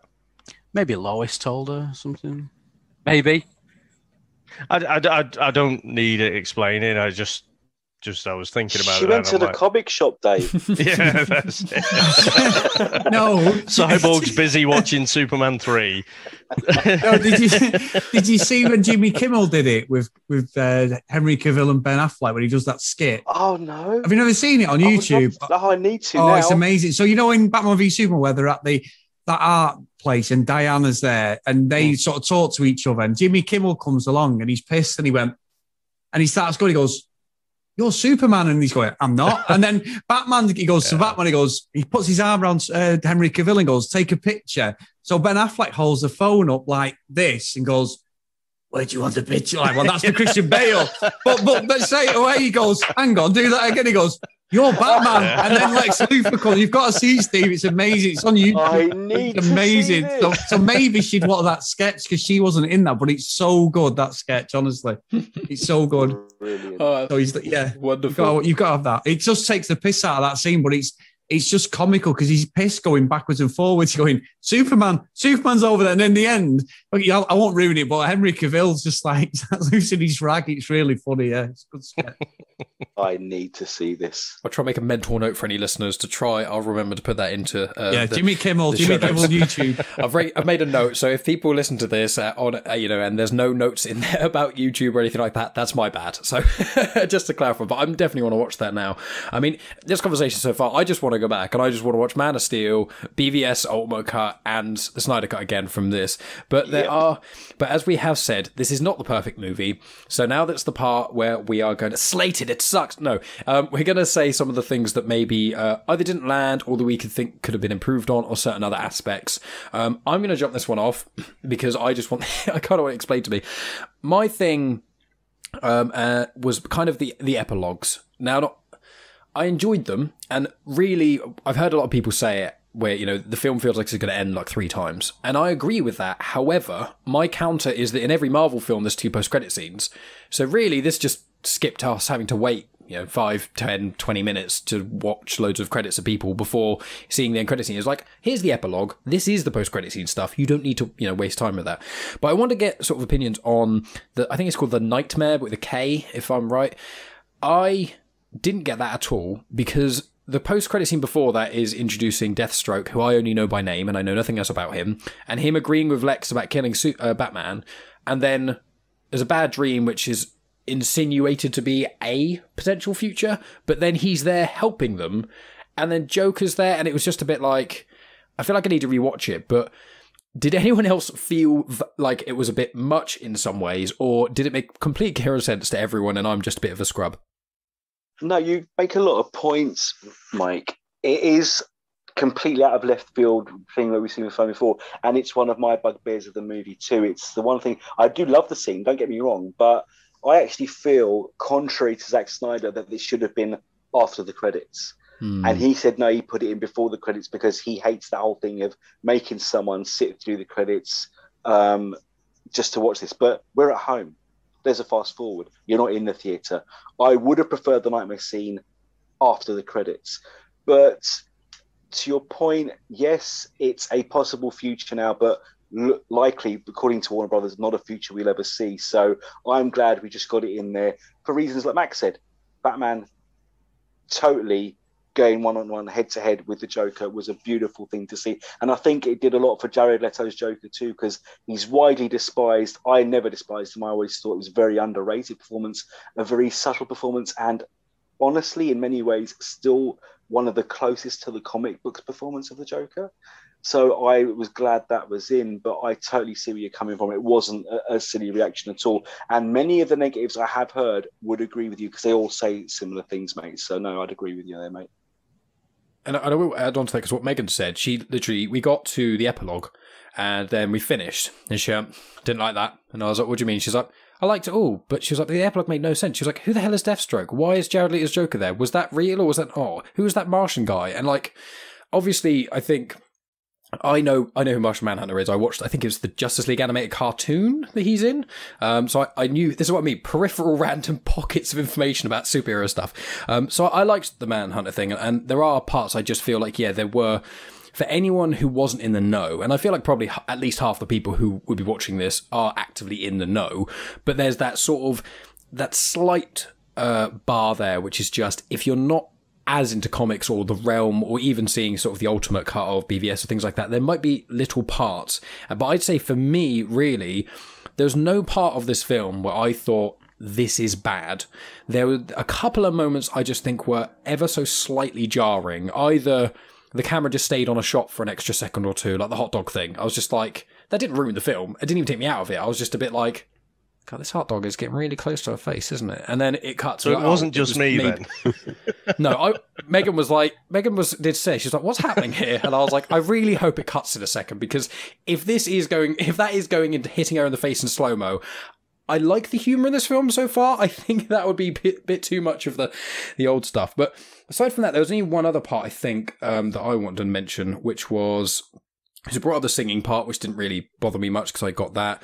It was actually... Mike, can I just jump in while we're on the epilogues? Because I think I can appreciate what Snyder's saying there in not waiting for everyone hanging around at the end. I can't help but feel he's just trying to be a little bit different there. You know, he's not adhering to the convention. But the reason the convention works is because when you invest your time in a story and you are properly invested, you need to know that there is a finish to this story that you've just watched, read, listened to, whatever. And then even if you've just got a minute of credits, it feels like a full stop. And then you get to see something else and you're like, coming next week or whatever it is, you know, oh my God, I need to see that. So for me, it left me feeling like, oh, well, this is all stuff that I'm never going to see. And I kind of know that these were reshoots as well, which makes me feel a bit weird because you didn't have to glue that on at the end. So I can't help but feel it's a bit of a cynical attempt to try and whip people up, to try and get on at Warner Brothers to make more of this Snyderverse. That's what it feels like to me. For me personally, it didn't redeem Jared Leto's Joker. I think one of the things that really jarred with me was like Batman seemed to put the fear of God into the Joker. And I thought, is the Joker ever going to have the fear of God put into him? You know, even if he's dangled in over a mincer or something like that, I think he'd still like be maniacally laughing. So, but that's by the by. The fact is, the movie had a great finish. The team came together. They achieved their goals, achieved their objective. I needed a full stop there. And then it was very Lord of the Rings. The last Lord of the Rings one, it just kept going and kept going. And I'm like, okay, when is this going to finish now?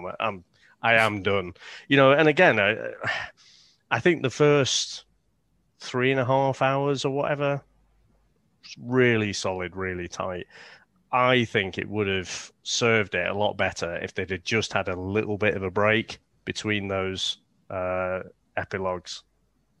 And can I just say, Ben Affleck, how thin is he right now? You know, if those are recent reshoots with Martian Manhunter, wow. He looked good. He did look good. I agree with you there. Yeah, and I echoing the point is sort of, it felt like it was a comma or a dash rather than like a full stop. And I think that's what's probably, with me, the way I rationalized it, I was like, okay, that's really meant to be a post-credit scene without it being one. And that's how I kind of explained it to Megan. And obviously, you know, Megan's not in the world and stuff much either. So it was, I think that was just one of those times where, yeah, it could have benefited, but it definitely didn't take away from the film. I would say with Jared Leto's Joker, I think he did better. For me, I enjoyed his performance more, but there were a couple of lines of dialogue where I didn't catch what he said, in a sense, because he's kind of, you know, either mumbling or doing his Joker voice, whatever, and I missed the odd bit, and it took away from the actual whole thing, so I need to go back and basically listen to their full conversation. But I remember him, I think, yelling, "I'm going to kill you," or something. But before, I have got two other things to complain about, but I've been saying a lot of words in the last 10 minutes. So, Chris, Max, or Steve, any sort of things that you would either tweak or adjust? I think Chris hasn't said anything for a while, so let's go with you first. I'm going to have to go pretty soon, Mike, as well, because I've got to be up so early. Is that okay? Sorry, guys. Yeah, no worries. I feel awful, actually. I'll cut in now, Mike. I feel awful, Mike, because Steve's favourite scene was probably mine, the one that got you the most, Steve, and I feel terrible, was the singing with Aquaman. I remember I was watching it, I had my phone, and I sort of looked up and I was like, oh, she's singing. Oh, what the hell's going on here? And that took it away, and I wasn't necessarily impressed with a lot of the CGI with Diana's people when they were fighting at the start. That really, I thought that was pretty bobbins. I just didn't think it was very good. However, I will say what Dave just said about the epilogue. I didn't mind what they did. I didn't necessarily think it was necessary. However, if they'd put it after the credits, that would certainly imply that you're going to make another film. So I think because they were trying to put everything, I'm just thinking about it now, Dave, because I know we've talked about this a few times, but I think deconstructing it now, if they put that at the end of the credits, people straight away are going to go, oh, well, that's it then. We're on for another film, because that's how Marvel do it. Even the X-Men and people like that, they were all infiltrated in their movies. Maybe that's why, just thinking out loud, that's why they did that, just to say this is what we were going to do. But full stop, it's done. It's a really good point. I don't know whether that's why they did it, but that may be one of the reasoning behind it. But I think there was just them two bits that took it. And I'm so sorry, Steve, because I know, like you say, it was a good point for you. But are you apologising? Everyone's allowed to like what they like and don't like what they don't. No, but it means so much. Yeah, so I think he's one of them that I didn't like that. And there is a scene that I know I still, even in the first one, I just don't understand it, is the Diana scene at the start. I know you said you liked it, Mike. And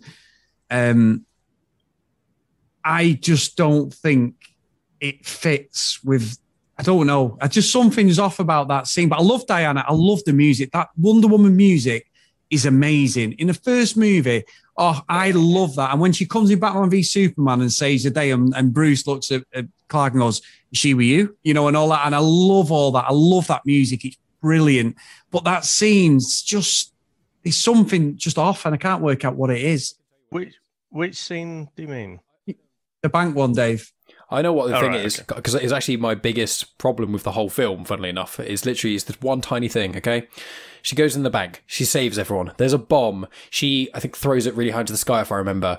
Lands back down. One guy in front of her. She could punch him. She could kick him. She could lasso him. She does this with her bracelets, which, yeah, it looks cool. But it destroys the entire building, which is literally what she stopped the bomb from doing, apart from, obviously, people didn't die. But I was just like, I looked at her and I was like, and Megan looks at me and said, why the hell did she do that? I was like, I don't really know, because there's one guy left. She just took out everyone. He's about a foot away from her. I know he had the gun and stuff, but it's like, you see how quick she could move. She could very easily have, like, swatted him or something.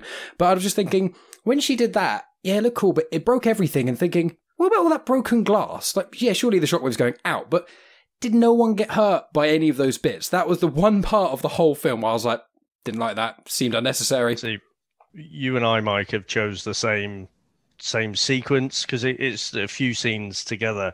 I don't know if you guys have ever seen Team America. I love it. It was done by Matt Stone and Trey Parker, and there's a bit at the opening, and then they leave Paris absolutely decimated, in bits and on fire, and they're like, "Yay, we stopped the terrorists!"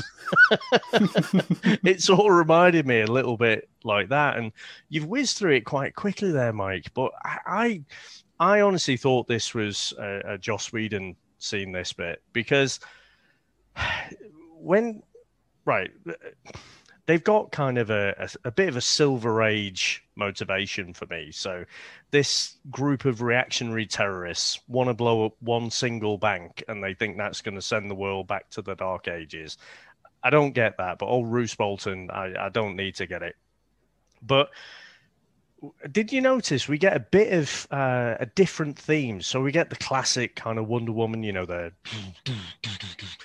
drums, and I completely agree that's the best bit of BVS. That is when she comes in and that theme tune pounding. But in this one, we had more of a 300 kind of inspired, bit of a high pitched wailing, like sounded like Tarzan that, but it was like a high pitched wailing, and to me that was really overused. But to me, once she throws the bomb away, it's not the fact that she blows the side of the building off, because in the original you just see it cut to white, so you don't actually know what's happening. Here you know that she's disintegrated this guy. You just get his hat floating down. You see the whole building smashed, when she could have easily gone and taken him out. But it's the little whirling dervish thing that she does. So she goes down, she saves the first person with her bracelets. And then the way triangles work, I'm sure it's as easy for her to go and take out that guy as it is to do this spinny Russian dancing whirling dervish thing and save everyone. And for me, it looks terrible. It really, in the original, it jarred with me, and I was hoping it would be out in this one. But yeah, for me, that I would change that bit myself. Fair enough. Okay, well, we're getting towards the end here. I know, Chris, you've got to go, so I didn't know if you want to say your very last thoughts, then you can jet, and then we'll have a little bit of time to talk, and then, because I don't want to make you rush or anything. No, I just want to say thanks everyone tonight. Max, it's good to meet you, Steve, as well. You're going to have to get me on your show. And Mike, Starman. Great to finally talk to you, Chris, mate. Loved it. Yeah, thank you, mate. Good to meet you properly. And obviously, Dave, I'll see you tomorrow. Well, everyone else, it's been fantastic. You can call me and see you next Tuesday, Dave. It's fine. It's all right. If we're not abusing each other, it's what's friendship for. But no, I think it's been great tonight, and there's plenty of stuff I wanted to talk about further from that. But obviously, time constraint has done me.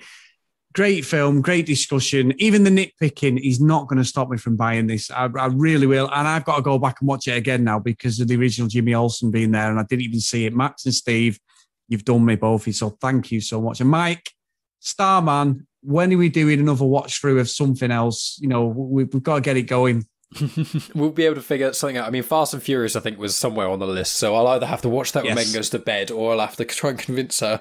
But we can sort something. You know me, I'm always happy to talk. Well, if we ever do Fast and Furious, the longest runway ever is in that movie, and I think it's in Fast 6 or 7. I was at the cinema for that.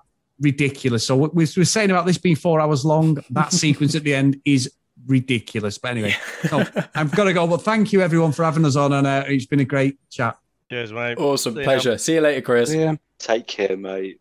Awesome. So obviously we are getting near the end anyway, guys. So there's not going to be a huge amount to say, but I thought we're just kind of interested to hear what you guys thought of sort of Max and Steve. The epilogues themselves, obviously you said that the you really enjoyed them or anything. I think, is there anything else to add on the epilogue thing? And then if not, move on to the final point. But I just want to double check with you two. No, I think I said what I wanted to say about both of them. Those like probably my two favourite scenes of the movie. I think they are the ultimate sort of appetite whetter for more things to come. And it does surprise me that if Warner Brothers were so adamant that they would indulge Snyder to make this film and put it out, and you know, effectively then tell him to go away and move forward with how they want to do things, it does surprise me that they would permit for these to go into and allow him to shoot this fresh footage to go into this ending, knowing that it would only stoke the fire of an already pretty roaring inferno of people who want the whole Snyderverse restored. So that does kind of find me a bit of an odd decision from Warner Brothers. But I'm glad they exist. I think they're really good. And, you know, I love to see stuff like that. You know, I'm a big fan of, in the comics, I'm a big fan of Elseworlds books and things like that, where you see characters in different situations outside of normal continuity and normal status quo. So just to even to get a glimpse of that future, even if we don't ever get to see it in full flight, maybe we will, maybe we won't. Never say never, I guess. But just to see it for me was a massive thrill. Yeah. Everything Max said, absolutely 100% in agreement. But to touch on your point, Mike, with Deathstroke, obviously remember that when this was made, this was going to lead into Ben Affleck's solo Batman movie, which was going to feature Deathstroke as the villain. So this was going to be the lead-in for one of Batman's greatest enemies, and who in this version they allude to, he's the responsible for Deathstroke losing his eyes. So that already gives you a hook into this film, like, oh, wow. And with Deathstroke knowing who Batman is, that's a hook to drag you into the Affleck movie, which sadly will now never be. But apart from that, I wouldn't change a thing, apart from the nightmare sequence being after the credits. But everyone's had a very solid argument as to why it wasn't. So there you go. I can totally see that as well now. Do we think the Joe Manganiello? Oh, I can never get his name right. Joe Manganiello. Right. Mm-hmm. He was brought back for reshoots, though. So this is a new scene, isn't it? The nightmare scene is, yes. The nightmare scene on the boat isn't. Yeah. On the boat, that's an old scene? The bit on the boat was in the Justice League. Yeah, it was at the post-credit scene. Right, yeah, okay. Justice League. The dialogue's completely different. Joss Whedon redid the dialogue for that scene. We need a league of our own. And obviously the Injustice League or Legion of Doom, whatever they want to call themselves that week. The dialogue's completely different in both scenes, but that is in the Joss Whedon cut as well. Yeah. He doesn't tell him who Batman is in that cut, though, does he? No, he doesn't. He'd have been brought back for the nightmare scene. Yeah. Yes, right. But hence the mohawk and a different hairstyle. Yeah, and the British accent, obviously, for Mira for some. I actually thought that was better because I actually thought her acting in Aquaman was shockingly bad, but in this with the British accent, it actually gave her a bit more gravitas. But hey, it doesn't look like we're ever going to see her again. So we'll see. I think with what CW have done with the whole Crisis on Infinite Earths, I think they have left the door open, really. I mean, one of the legacies that I think that Snyder's left is that, if anything, he's shown that you can make movies with people that aren't called Batman and Superman, because it seems for a long time, Warner Brothers didn't realize that actually, you know what, you've got all these toys to play with, and they keep making Batman and Superman movies. And so I think, he's done a lot. I think CW have done a lot to show, wow, look, you got all these toys to play with.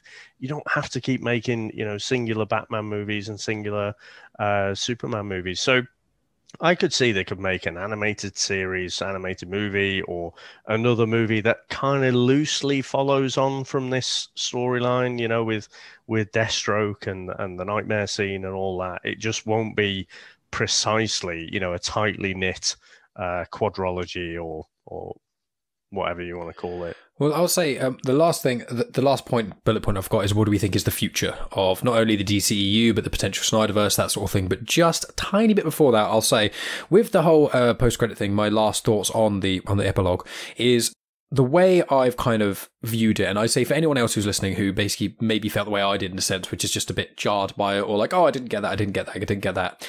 The amount of people I know, myself included, who watched the post-credit scene at the end of Infinity War and saw the Captain Marvel logo come up on Nick Fury's thing and had no fucking idea what the hell that meant.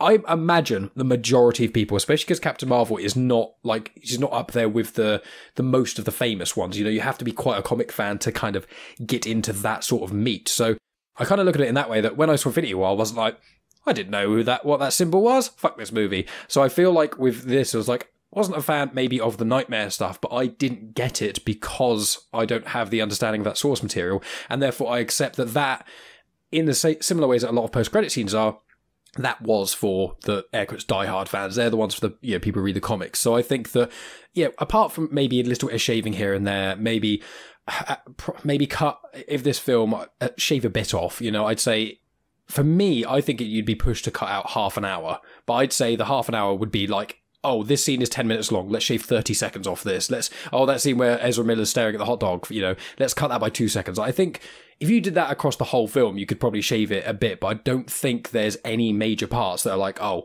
this scene needs cutting. Because even the singing bit, which I know people online have said about, I don't even think that's a minute.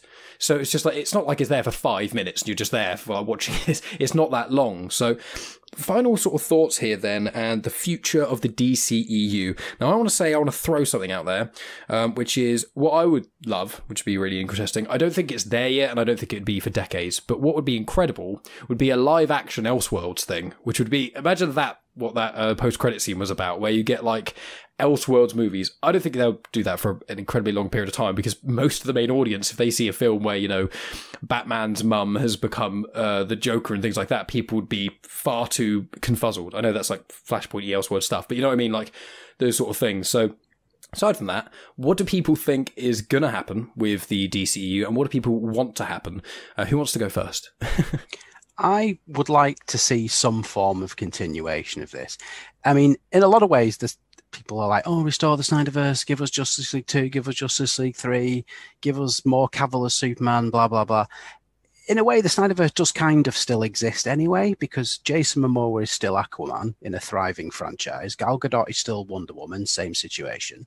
Ezra Miller is still The Flash, and the Flash movie is finally going to start filming this year in London, by all accounts. So that's happening. And in said film, Ben Affleck is going to play Batman again. So it's not as though they've completely thrown the baby out with the bathwater. The Snyderverse and the characters that he cast, his actors that he put in those roles are still playing those roles moving forward. I mean, it looks for all intents and purposes like Ray Fisher has burnt his bridges with Warner Brothers because he seems to be tweeting about them every second God sends, but that's its own story, and I applaud him for his moral stance and the things he's said and done about what's gone on behind the scenes there, but that's a whole other show. But the Snyderverse does kind of still exist, so I want to see these actors continue in these roles, because we've just watched a 4-hour film and no one has a bad word to say about the performances in this film, do they? If people want to nitpick certain things, people tend to nitpick about the running time, people want to nitpick about Snyder's directorial style, people want to nitpick about the CGI, blah, blah, blah. But I don't see anyone saying anything negative about the actors and their performances. And I think they've been expertly cast. So I'm glad to see that that's still going to carry on, whether or not we ever see Snyder's fingers on another DC production again, film-wise production, remains to be seen. I mean, I know they're saying the answer is no from this interview that the Warner Media CEO has given, but then, like many people have said, we never thought we'd have this Snyder Cut release, but here we are. So I think you can never say never. And at the end of the day, Warner seem to be tone deaf when it comes to giving people what they want, but the release of this has proved that they at least have partial hearing when it comes to that. So we'll see. But I'm all for them branching out and giving us more weird and wonderful characters as well. Some of the more peripheral characters that aren't the household names that people know and love. Give it me all, I'll watch anything they put out, good, bad or ugly, good, bad or indifferent. It doesn't matter. I'll give it a go at least. So as long as we're getting something, I'm happy with that. But I would like to see what we've witnessed at least evolve and move forward with this batch of characters and actors. Nicely put. I think unfortunately, I'm sure you guys know, I think Batfleck, as Jane Silent Bob would say, is a motherfucker. I think he's the best Batman for me. I know he's not had his own movie, but he is Frank Miller's Batman for me. He's just got that physical presence, and it's just a shame. And I've got a sliver of hope that he'll kind of come around, but I know he's got all his personal life issues, and I don't think that'll happen. I think it's such a shame to throw that away. So we're going to see, obviously, the next Batman movie. Who knows if that will tie into this at all? I don't think it will. So it feels like a reboot. Obviously, Ray Fisher, I can't see that he is going to come back. I agree with you, Max, and especially now, having seen, all the things that he was part of, I just can't see him ever working with Warner Brothers again. Now Joss Whedon has gone out of the picture. He's like, right, he's out the way. Now, these other motherfuckers, these were the ones, So, unfortunately, Cyborg is gone as well. Although I do like the Cyborg in Doom Patrol, I have to say. It's slightly different representation. Yeah, fantastic. So I don't know. I have to say we've spoken about different emotional beats. As a parent, I got quite choked up, and even now thinking back to it, getting a little bit choked up. The bit at the end where it says for autumn. Yeah. Completely. That is a very emotional thing, especially because when I was explaining to Megan, because you asked when it all sort of got wind and things, she was like, "Why is there a Snyder Cut?" And I was like, "God, it's emotional to even talk about." And it's one of those things where, in a silver lining, I'm very happy that the amount of positivity around the actual film or the production itself, the film, that it never makes anything worth it. That's not a way to look at things. But obviously, with how I've lived my life, I have to try and look at silver linings. And I think this is like a real silver lining situation, which it doesn't make any of the hardship he went through worth it. But I think that if that hadn't happened, we wouldn't have got this cut. We would have probably got something closer to the Whedon's cut. And I want to reiterate, there's no way making anything worth it. But the silver lining is, at least with the amount of hardship that Snyder went through, the end product here is, by all means, it is brilliant.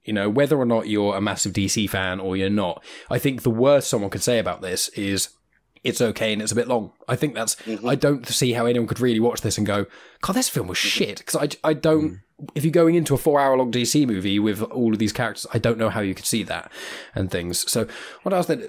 Steve, what do you sort of think of maybe the future, or what do you hope for in the future if there's anything additional? I have to say that both Dave and Max hit the nail on the head in terms of the fact that the DCEU is still alive and kicking, whether Zack Snyder's a part of it or not. But let's not forget, he has been executive producer on the Wonder Woman movies. He has still got some say, and these are the characters he brought. I mean, particularly with Batman, Superman, and Wonder Woman, they started in his film. They started in Batman vs. Superman. And even though he may not be directing the films himself, if he's still around as a producer, he's got some clout. And I'm sorry, but as a filmmaker, particularly after this film, I'm sure that whoever does come on board, if they do make another Justice League movie down the road, or with the films that are coming up, with New Gods, with Tom King and Ava DuVernay, that film I am now dying for, particularly as we've seen that they can do a fantastic Darkseid, Desaad and Granny Goodness on screen. I cannot wait to see what they pull out of the book, and whether Zack Snyder's vision here will be part of that, whether it'll be influenced that in any way. So whoever does come on board to do DC movies, I'm sure they'll be inspired or they'll take something from them. So I do see a future. If we do actually see a Snyderverse, well, the DC animated universe has just been rebooted. They've started a brand new taken stories of the last Superman movie. Like Max said, Elseworlds, parallel realities is something I adore. Marvel are going to do it with their What If series in animation. Please, Lord, let DC do it in an Elseworlds type scenario, because I think that would be amazing. One of the things that I've noticed sort of two things here of what the future, you know, I'm very excited for the Batman that's coming out next year with Robert Pattinson. I think that Robert Pattinson is a really underrated actor. In Twilight, he's pretty crap, but I've seen almost all the Twilight films now. They're not great. Yeah, exactly. And to be fair, the first Twilight film is actively atrocious, but the other ones, I've seen the next three. I haven't seen the very last one because I was watching it with my niece and then lockdown. So, oh no, I haven't seen Breaking Dawn Part 2. What will I do? But they're not terrible. They're like, his acting is not the worst part about the film. It's definitely not the best, but still, I have faith. I've seen Pattinson and other things. I think he's going to do a good job, and I hope he does. But what I'm hoping because I love Batfleck as well. I really liked Christian Bale's Batman, and I think that Christian Bale's Batman films, I enjoy the films more than the Snyder trilogy, personally. However, I think that, the Batman, that Batfleck, well, I keep saying Batfleck, Ben Affleck, the one that he is on screen is absolutely brilliant. I think the suit looks great. I think he does a great Bruce Wayne and great Batman and things. And I think that, Christian Bale, I think he's a great Bruce Wayne, maybe, but not as good of a Batman. I don't know. That's a preview for another show that we're going to have on Comics in Motion down the future. But what I would love is if they did something almost like what Star Wars did with Solo, which is almost Robert Pattinson is the young Batman and Batfleck is the old Batman, and you can kind of have these two sort of stories going on, and they don't cancel each other out. They are actually canon to each other. What would be really cool would be if they don't tell anyone that. Maybe they make a couple of Robert Pattinson movies, and then they make another one, and then there's some sort of thing where you've got maybe the post-credit scene is Batman as Batfleck, kind of mulling it over and looking over and even seeing a picture of himself younger, and it's Robert Pattinson. So I'd love that connective tissue, because I think that the one story I will love to see is something that I think the Joker referenced in the Nightmare post-credit scene thing, and also it was referenced in Batman vs Superman, which is you get Robin's suit covered in ha, and I think that is referencing the Death in the Family comic, I would presume. So obviously where Joker kills one of the Robins. It's been out for a very long time, people should know, but just in case, let's not spoil which of the few. But I would love to see the story of that. And I would love to see it done in a way where, even if it had, getting wrapped up my own ideas now, maybe like a current situation where it's got like Batfleck, and then him talking to someone, maybe Damian Wayne or something, about the Robin he lost. It does flashbacks and has Robert Pattinson there dealing with Jared Leto's Joker or whatever, and the death of that Robin. And then it brings it forward to then how it goes forward. That I think would be really cool. And then also bouncing off a little bit off that was what I think Max said, which is or maybe Steve, one of the weird and wonderful characters in the DC universe. Obviously, there's hundreds, if not thousands, and millions of characters, God knows.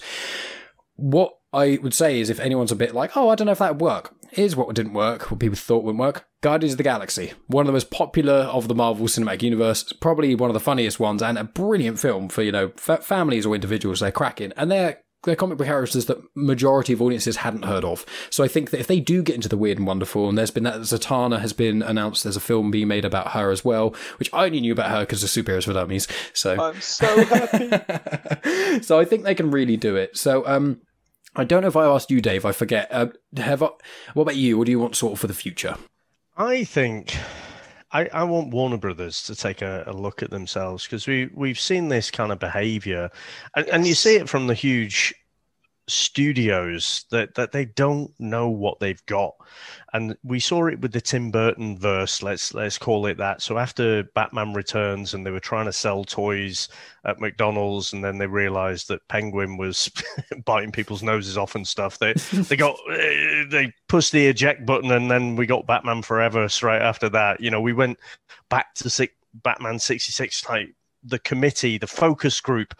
This is what we need to do. We need to get back to this because people who love Batman, they love Adam West, and we need to get back to that. I think I hate making the parallels to Marvel, because I think in the comic world you had these two big boys. In the movie world, those big boys aren't big boys anymore. Those are still small boys, So there is lots and lots of movie space for both, and I enjoy both. But you look at Kevin Feige, right? When Iron Man came out in 2008, no one knew who Kevin Feige was. No one knew that he had a pivotal role. No one knew who Iron Man was. Well, that's it. Yeah. I liked him from the old roller skates days myself, but no one knew he had a pivotal role in the X-Men 2000 movie. He was, again, this massive geek who just got all the toys, and he was helping, he worked himself up from a junior position. I think Warner Brothers, if they could have an architect, whether that's Snyder, whether it's someone else, but an architect who sits over and has oversight over the directors, so it ties together in this overall vision. I like the fact that, post Justice League 2017, they kind of flipped the pendulum the other way and said, you know what? We're going to focus on individual movies, and that's okay, and that's great. We've seen things like, loved Wonder Woman, liked Aquaman, Joker was brilliant, even though I think it is king of comedy, essentially. But they did their own thing, and I think they almost, whoever it was behind the scenes, was thinking this is a time-boxed thing, this comic book thing in the movie space is, we have to jump on the bandwagon right now. I don't think that's the case, because you can tell lots of diverse stories. So it's still going to be here for a long time. I just think to satisfy, let's say, the Joker, the one-off films that you can watch, enjoy, that's it, go away and forget about it. I want that part of my palette to be satisfied, and I also want the continuity as well. So I want both things. I want everything. I want great DC movies. I want great Marvel movies. I want continuity. I want standalones. I want everything. But I think I would like to see with the next Batman movie that everything isn't thrown out. And so I think it's a great idea. Maybe you have, this younger Batman, and that's what we've heard, isn't it? I think that's what it's going to be, because we've seen kind of ninja Batman in Batman Begins, him getting his kind of martial arts training, his ninjutsu training, but we haven't really seen detective Batman too much in the movies, how he's honed his skills there. So I hope that we're going to see that. So we're going to see something different. I'll be tempted to jump out of the window if I see, the Waynes getting killed in Crime Alley again. But, I'll go with it if it does happen. So, yeah, I like I say, have I answered your question? I want it all. Touching on everyone's points, I do want to say that Max, Dave, and Mike, you've all said something brilliant in regards to the way it could continue. But let's not forget, let's have a quick look about a year ago to, like you said, Dave, the CW shows. The Crisis on Infinite Earths brought in Ezra Miller's Flash face to face with Grant Gustin's Flash. So we know that the whole multiverse thing is a thing. And because it involved not just the TV versions of the characters, but the movie versions, now anything is blown wide open and is possible. And the fact that now the DC multiverse is an omniverse or a metaverse where every single story from 1940 to 2021 happened. And now fans can literally pick their history as their own canon, and nothing is right and nothing is wrong. So continuity buffs can tie it all together any way they want. That's me, Dave, and Max sorted. But now anyone could pick up a DC comic, fall in love with it, and that could be their history. That's what I want for the DC TV and movie universe going forward. And with the fact that they've introduced that aspect in the TV shows and thrown Ezra Miller in there, hey, now anything at all is possible, I think. Anything. Yeah, I mean, that's absolutely wonderful. It's an exciting time. You know, with Marvel, they're getting to the next phase, and with obviously Doctor Strange being Multiverse of Madness, that's a very exciting time in the Marvel What If stuff, and they're delving into the series. That's an exciting time there. Obviously in Star Wars, we had the controversial, a sequel trilogy, which we're not going to go into here, but then we had The Mandalorian, which was kind of like, it's weird we've had a lot of these sort of moments in a sense. You know, it's strange because like with Marvel was a sort of almost different, because you had the Marvel in the early 2000s with, you know, X-Men and Spider-Man, which were brilliant, but then you also had Daredevil that was critically panned, and then Elektra, let's not talk about that one, and then you've got Hulk, which obviously I know Steve you like and things, but it was generally not critically acclaimed. So you've got all this up and down quite a lot, but it seems like Marvel figured it out a bit quicker, maybe. But what I do want to see is more people who love the source material making the fucking content, okay? I haven't even got a vested interest in DC stuff. You know, I have not read that many comics. Most of them have been recommended by the Steve or Max, so probably only about 10 of them, but I'm slowly getting in there. When DC Infinite comes, I'm going to be delving into all kinds of crazy shit. Justice League Dark, all kinds of stuff. I know I've got loads of plans, but like, what I want is just, people with Mandalorian. Mandalorian succeeded because Dave Filoni and Jon Favreau actually fucking like Star Wars. They've read the old school stuff. They could use elements they like, so they brought it in along with new ideas. That's how you make a good movie. The movie has to be a combination of new, exciting ideas that are accessible enough, but also don't just shit on the source material. And you'd think that isn't that hard to do. You would hope it's not actually that hard, but they seem to fuck it up so many times. So I just want them to not do that, to keep messing things up. And I think if someone like Zack Snyder or Steve from Superheroes for Dummies or Fantastic Universes, if he was at the top, just as you guys kind of said, like if there's someone who has not only an interest in the film itself, but actually has a personal connection to the comics and source material and wants to make a good movie because they want to. And that's what I think Zack Snyder does. I think he wants to make a good movie, and that's what he did. Whereas I think sometimes a filmmaker's like, I'm getting paid to do this, let's get it done. And then it's like, there's no soul in that. That I want that, you know?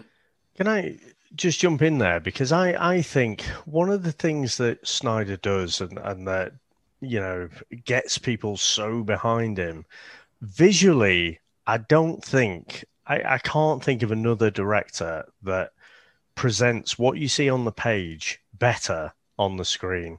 No. You look at 300, that's Frank Miller's 300. 100%. You look at Watchmen, I can't imagine if any other director took it, I can't imagine you could ever get a more Watchmen-like representation on the screen. I think that opening montage in Watchmen is possibly one of the best montages that there's ever been. I just think it's fantastic. So that's why he gets this devotion from people. And I think in the past there's been this snobbery from writers in Hollywood, quite honestly, that, you know, comic books are seen as this lower art form. And so, you know, someone who's been a comic book writer, well, they can't possibly mix in our space. You don't know how to make movies, you know. So I'll take the essence of what you've done. Okay, what are the main things? Okay, bit by a radioactive spider, has these powers. Okay, got it. Right, I'll write my story now. Whereas one of the, you know, evolutions that I've seen in the last probably more so this recent decade. I want to say 20 years, but I think it's more so the last 10 years.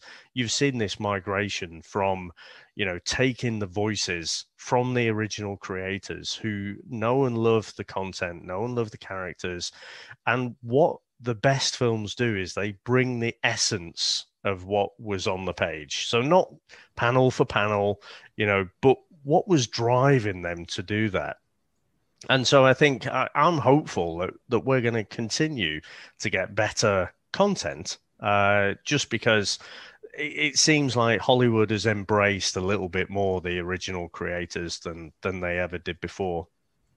Yeah, I think Snyder treats the source material with such reverence, and I think that's why he has a very passionate fan base. I think, I can understand why people don't like his style of filmmaking. I can perfectly see why it isn't for everyone. And I'm not going to criticize anyone who doesn't like him, because it's all subjective anyway. It doesn't matter. But you can see he really does respect the source material, like you said, Dave, 300 and Watchmen, and what he's done with the 3 DC films that he's directed.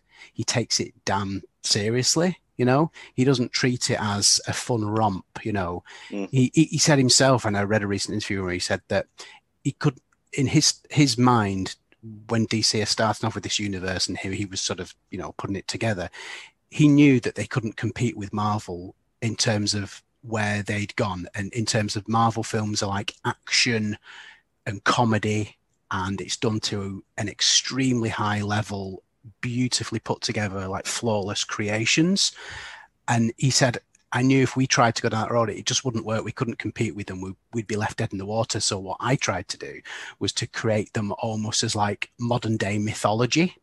And, these are like the gods of ancient Greece, the gods of ancient Rome, but in a modern day setting. This is as close as you're going to get. So he was trying to make it look epic and make it look like this huge mythology, not trying to compete with what Marvel, because you can't compete with Marvel. They're a juggernaut, and what they do it better than anybody else.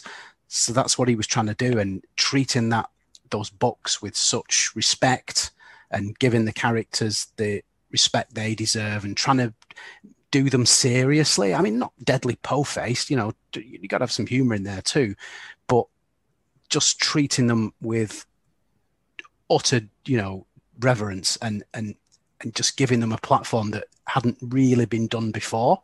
And some people like it, some people don't. It's fine, whatever. But, I, for one, I'm a big fan of what he's done, and I will just hope there is a future where we get to see a little bit more in whatever format that takes, but whether we do or we don't remains to be seen, I guess. And Warner Brothers, if you're listening, Dave, if Warner Brothers, if you're listening to what Mike said, if you do want to hire one of us, we'll do it gladly. We'll do it well, and for a third of what you pay those other fuckers. So Warner Brothers, if you're listening, we're here.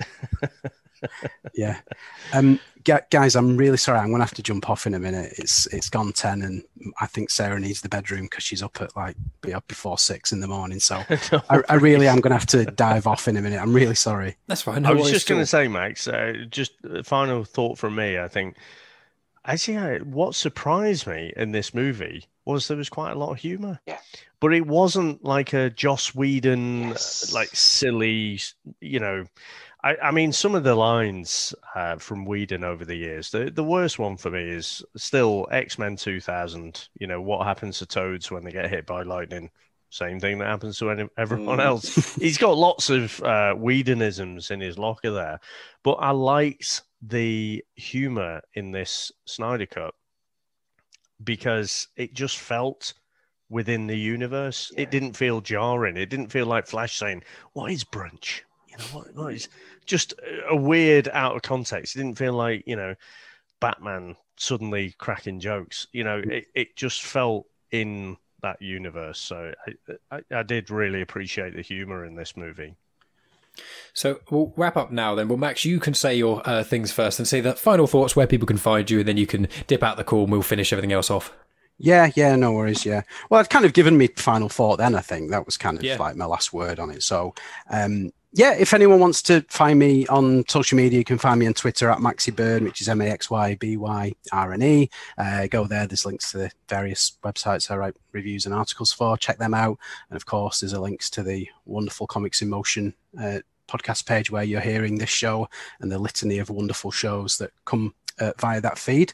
So by all means, do spin around, say hi, and I'll see you down the road.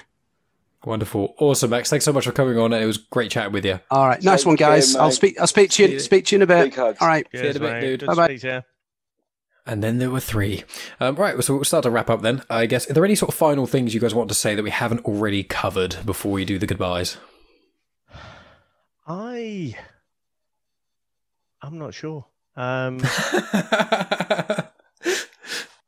I think okay. So what we've not really spoken, we've spoken within the context of almost like the DC universe, and when I say the DC universe, I mean everything that's gone back to the 1940s Batman serial that we saw.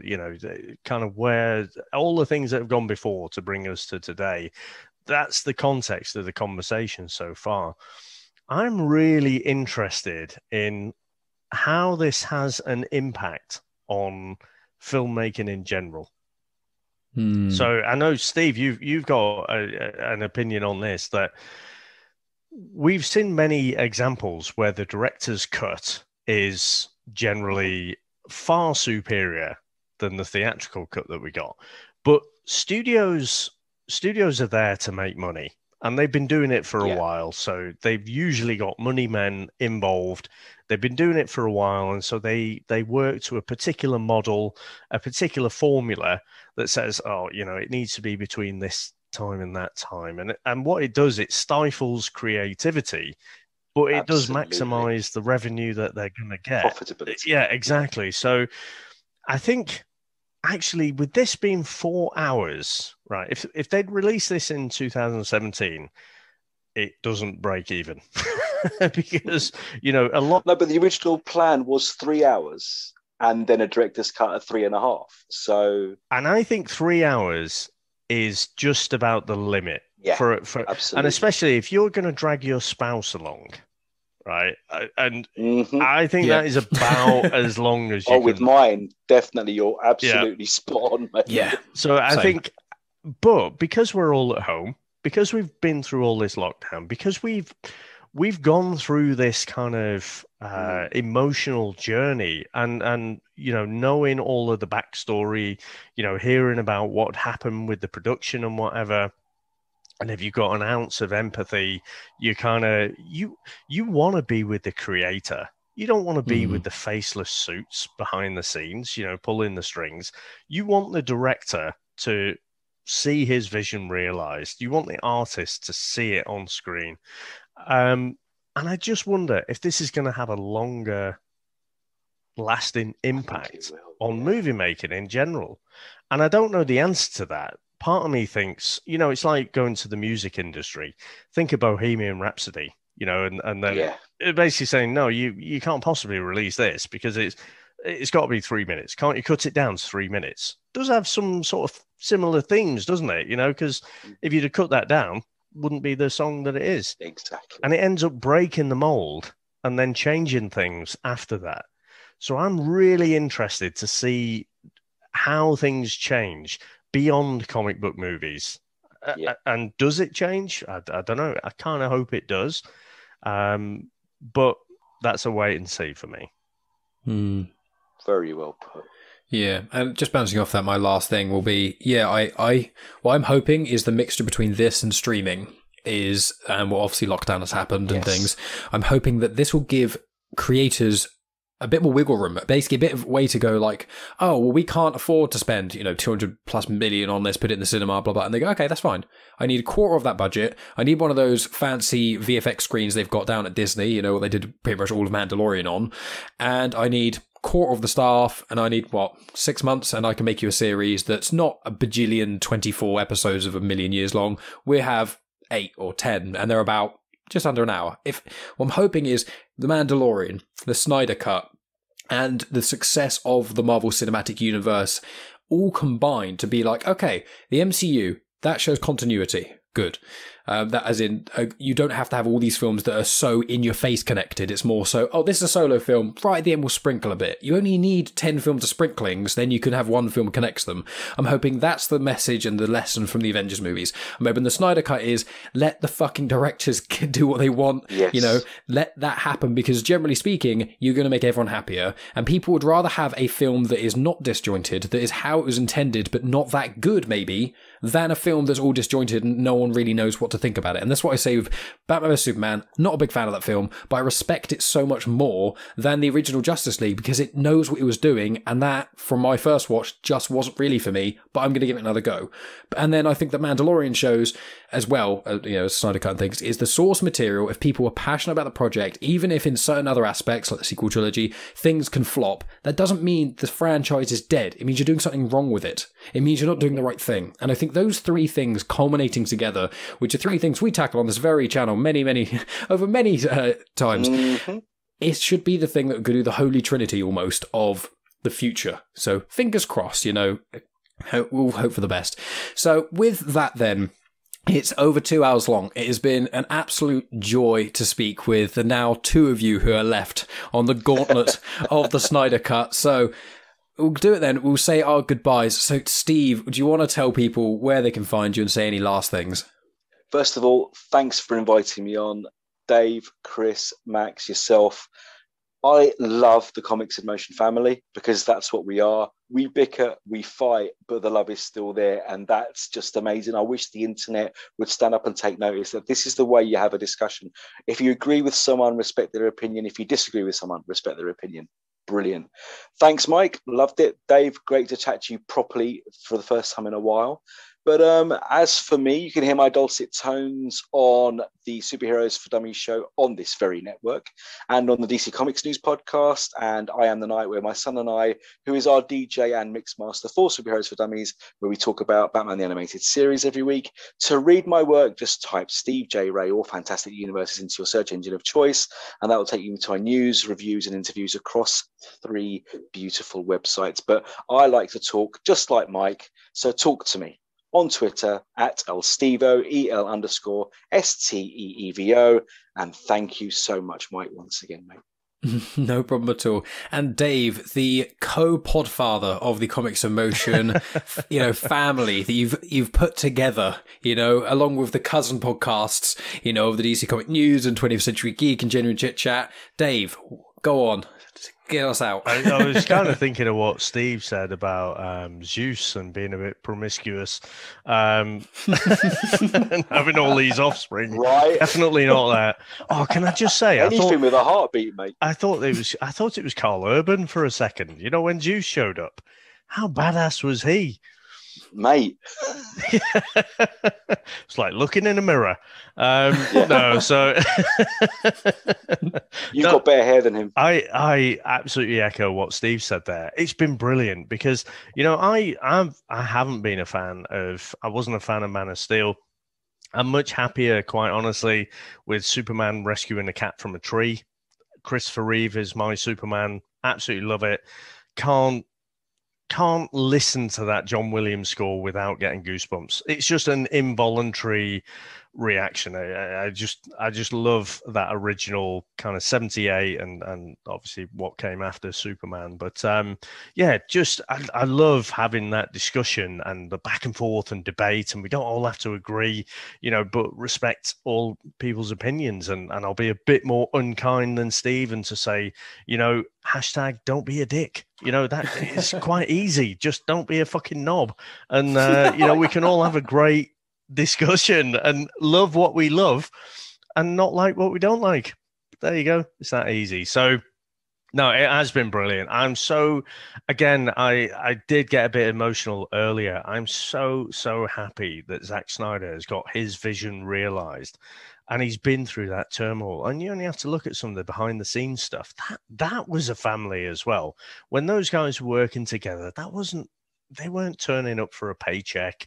They were loving it. And I think, unfortunately, what happened after he left the project, was probably so jarring that we're still seeing the ramifications of that now. So, no, it's been absolutely brilliant. And whether it's a full stop and a new paragraph, only time will tell. But you know, again, whatever happens, we'll all be there, won't we? Whether it's good, bad, or indifferent, we're all going to watch it and love it, and you know, or maybe not love it. But anyway, you can get me at the usual places. You can get Chris and myself on the TV and Movies show on Fridays now. We've moved.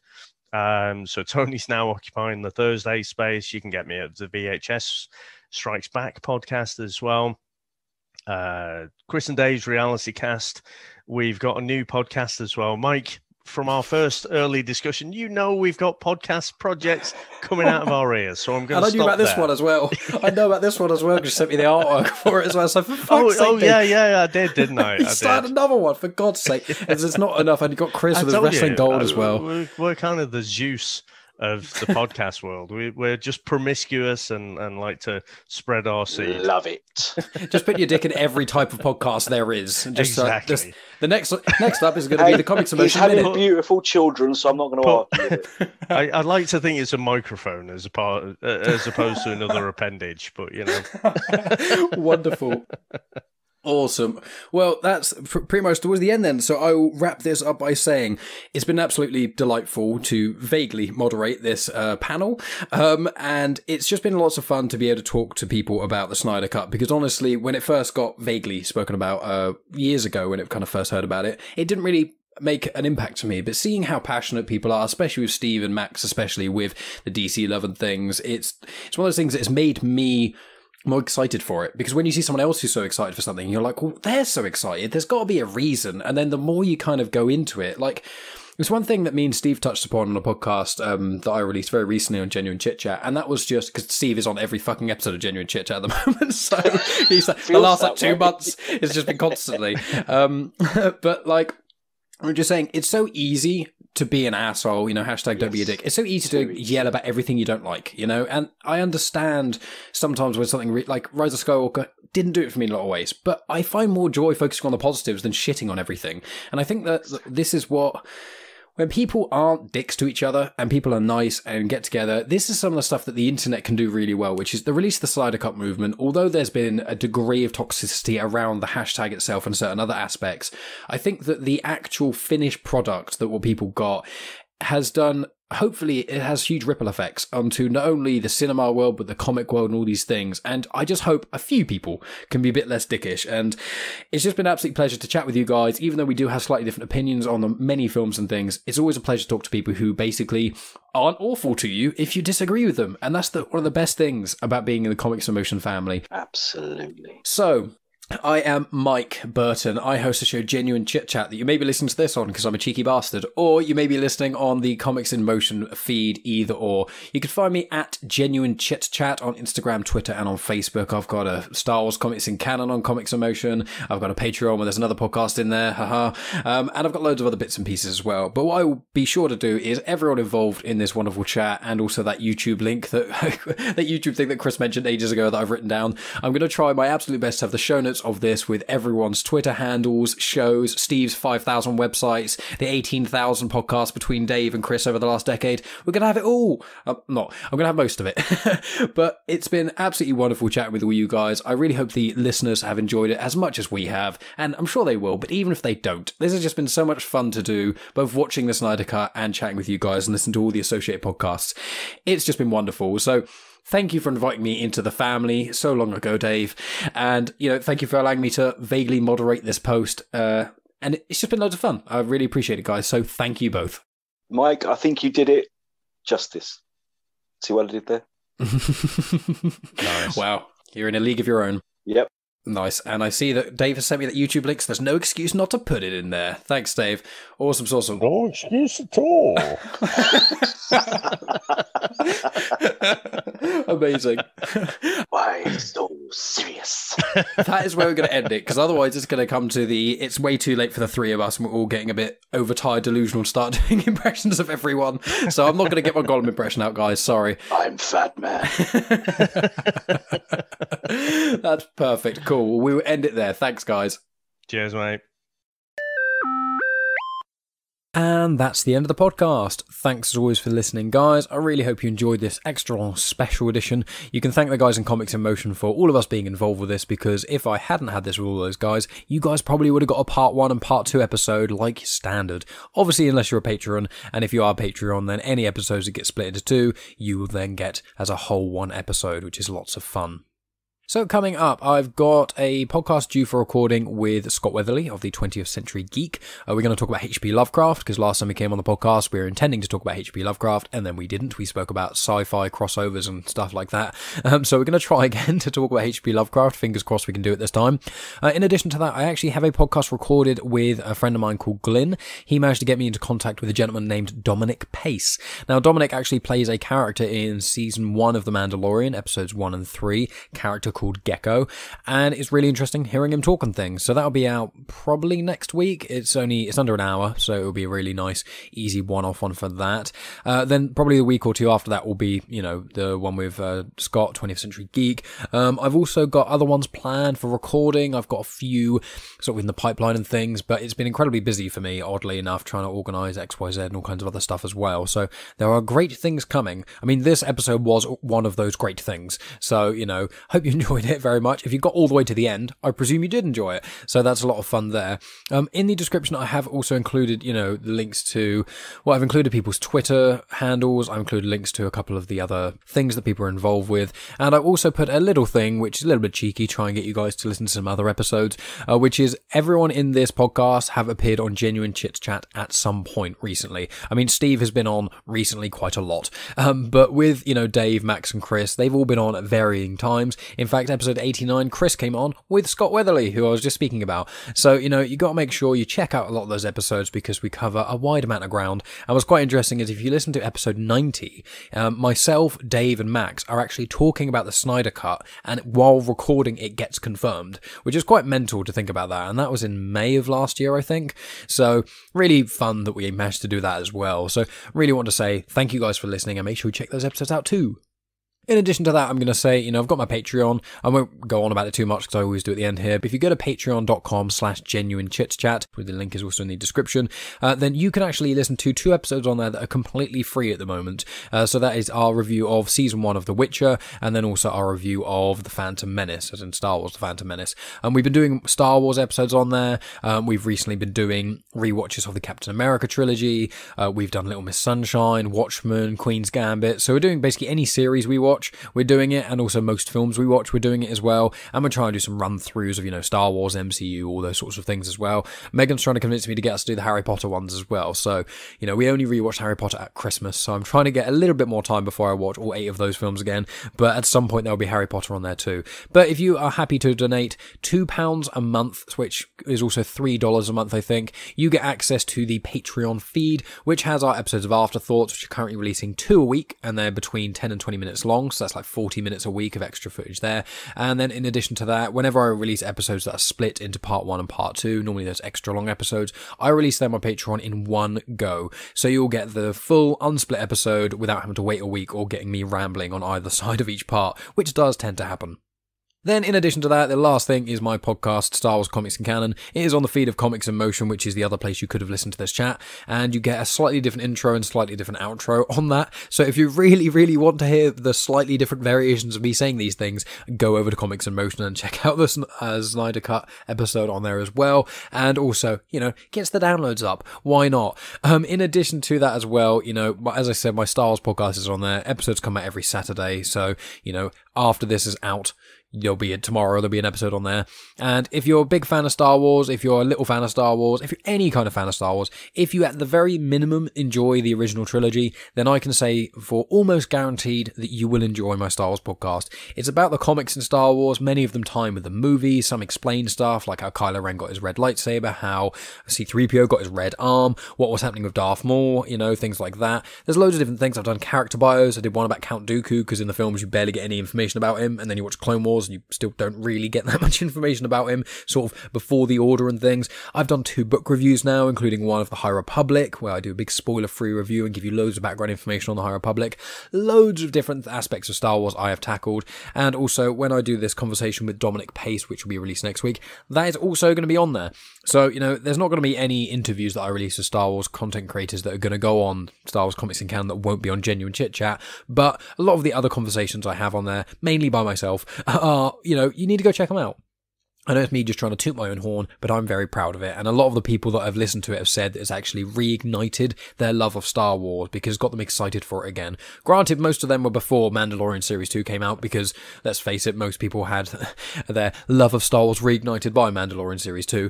But still, there's lots of people who've been contacting me saying they've been buying the comics now and entering into that sort of realm. So, check it out. And I've also got a Q&A episode coming up soon. So I'll be posting about that on social media so you can ask me questions about Star Wars and listen to me talk about those too. But that is enough of me rambling in this outro thing as I normally do. Thank you guys as always for listening to this episode. I really hope you enjoyed it. Please make sure you go and send love to the guys in Comics in Motion. Every single one of them. You have to individually tweet them. No, obviously you don't need to do that. But, any review or tweet or anything mentioned would be very much appreciated. Anyway, guys, thank you as always for listening, and I'll be